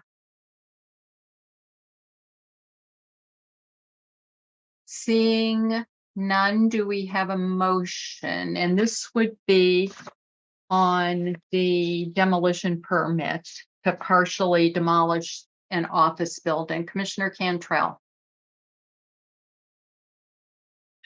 I will recommend that the Plan Commission find the demolition standards are met and approve the request demolition of a street-facing wall of a 2-story office building at 402 West Wilson Street. Thank Thank you. And do we have a second? Seconded by Commissioner Solheim. Commissioner Cantrell, did you wish to speak to your motion? Only that this facilitates this project and removing this wall, and I think it should be moved forward. Thank you. Thank you. Any other comments or discussion? Seeing no raised hands, we'll come to a vote, and I will assume unanimous consent unless I see a raised hand to object.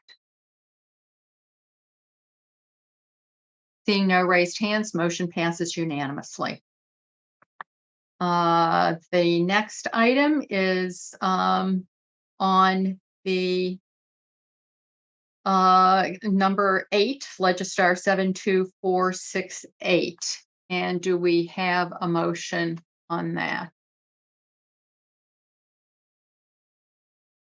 Commissioner Cantrell.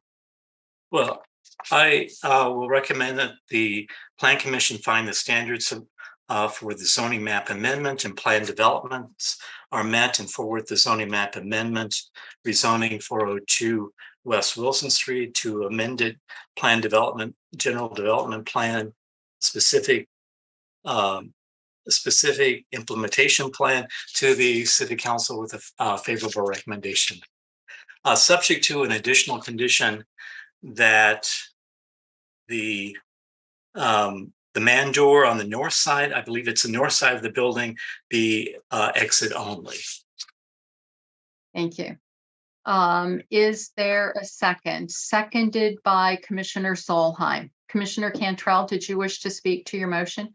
Yes, as many of us have talked about the need for affordable housing, this project provides it, and provides it in an area that is where we actually need it. We need it all over, but in the downtown, I think that workforce housing is a great addition.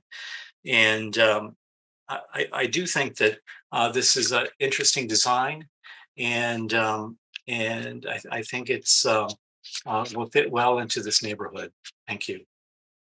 Thank you. Any further? Commissioner Solheim. Thank you. I just wanted to add that I do support this motion without an additional condition regarding the bike parking. I appreciate the additional detail on that. I know that's, the standard that we want to follow. I agree with Commissioner Cantrell's remarks about the reuse of the building and need to be a bit more flexible. And I know the developer is also balancing things like WIDA requirements, which are those storage units that take up a fair amount of space. So I don't think they're trying to shirk the requirements. I think that allowing a little bit of flexibility allows this project to move forward while they explore that further with staff. Thank you. Thank you, Commissioner.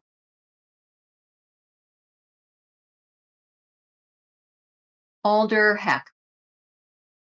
Thank you. Just a quick comment that I'm amazed that a building cobbled together from a new part and an old part appears to be one of the more attractive building we've seen in several years. So kudos to the development team. Thanks. Alder Paulson. I'm also going to give kudos to the development team, putting affordable housing,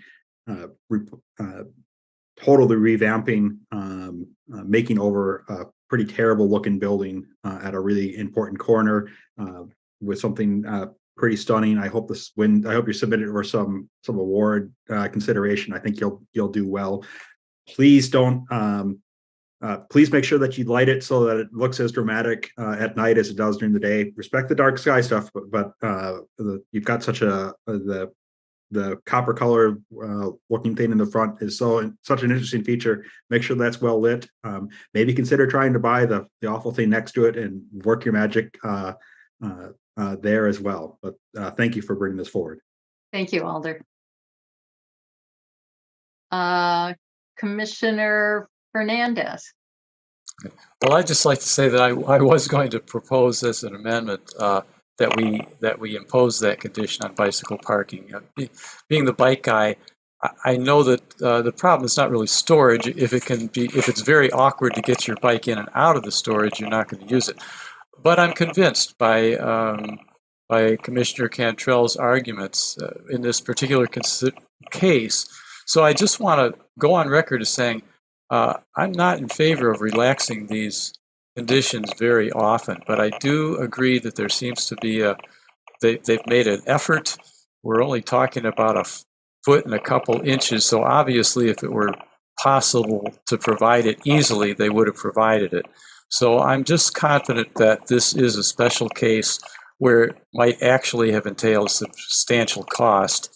And I'll support this motion, but I would not want to see as a precedent that just because we like the design of a building, we relax standards like that, because we could make it really difficult to get in and out of a bike space and really diminish the usefulness of it. Thank you, Commissioner. Any further discussion, comments? Seeing none, we will come to a vote, and I will assume unanimous consent unless I see a raised hand to object. Seeing no raised hands, the motion passes unanimously. Moving on, is there any business by any members? Seeing none, secretary's report. Heather. Thank you, Chair Zellers. Let's see, at the last council meeting, the council basically moved forward with all of the Plan Commission recommendations, including the rezoning of 3401 East Washington Avenue as the most significant among them. As we look forward to our August 8th meeting, I'll mention just one item on that meeting, 102 South Sprecher Road, rezoning to the traditional residential urban 1 district for a 4-story, 160 unit apartment building. And I'll also mention there, actually at the end of this list, we had planned on bringing to the Plan Commission the Town of Madison rezonings. We've divided those up carefully by geography into about 13 areas. Due to the notice requirements, we'll be taking a little bit more time to actually prepare the letters for the property owners and residents in the town of Madison. And those will be coming to you instead on August 29th. And so that was just determined a few days ago. Still will land at the same council date ultimately of September 6th. Let's see, looking forward to the August 29th meeting. Mention a few things here at 575 Zor Shrine Place. The next component to this new development is the 5-story, 105 unit building. Also, the Plan Commission will see the return of the Ramish Farm proposal that includes rezoning and platting of that property. So those two will be before you, and then the Town of Madison items that I just mentioned. So a lot of exciting things ahead in late August, particularly, and that's where I'll leave it for this evening. Thank you so much. Thank you, Heather. With that, I think we are ready for a motion to adjourn. Moved by Commissioner Cantrell. Do we have a second? Seconded by Commissioner Solheim. Very good. Good to see you all, and we'll come to an immediate vote, and I will assume unanimous consent unless I see a raised hand to object. Seeing no raised hands, motion passes unanimously, and I will see you in a couple of weeks. Thank you.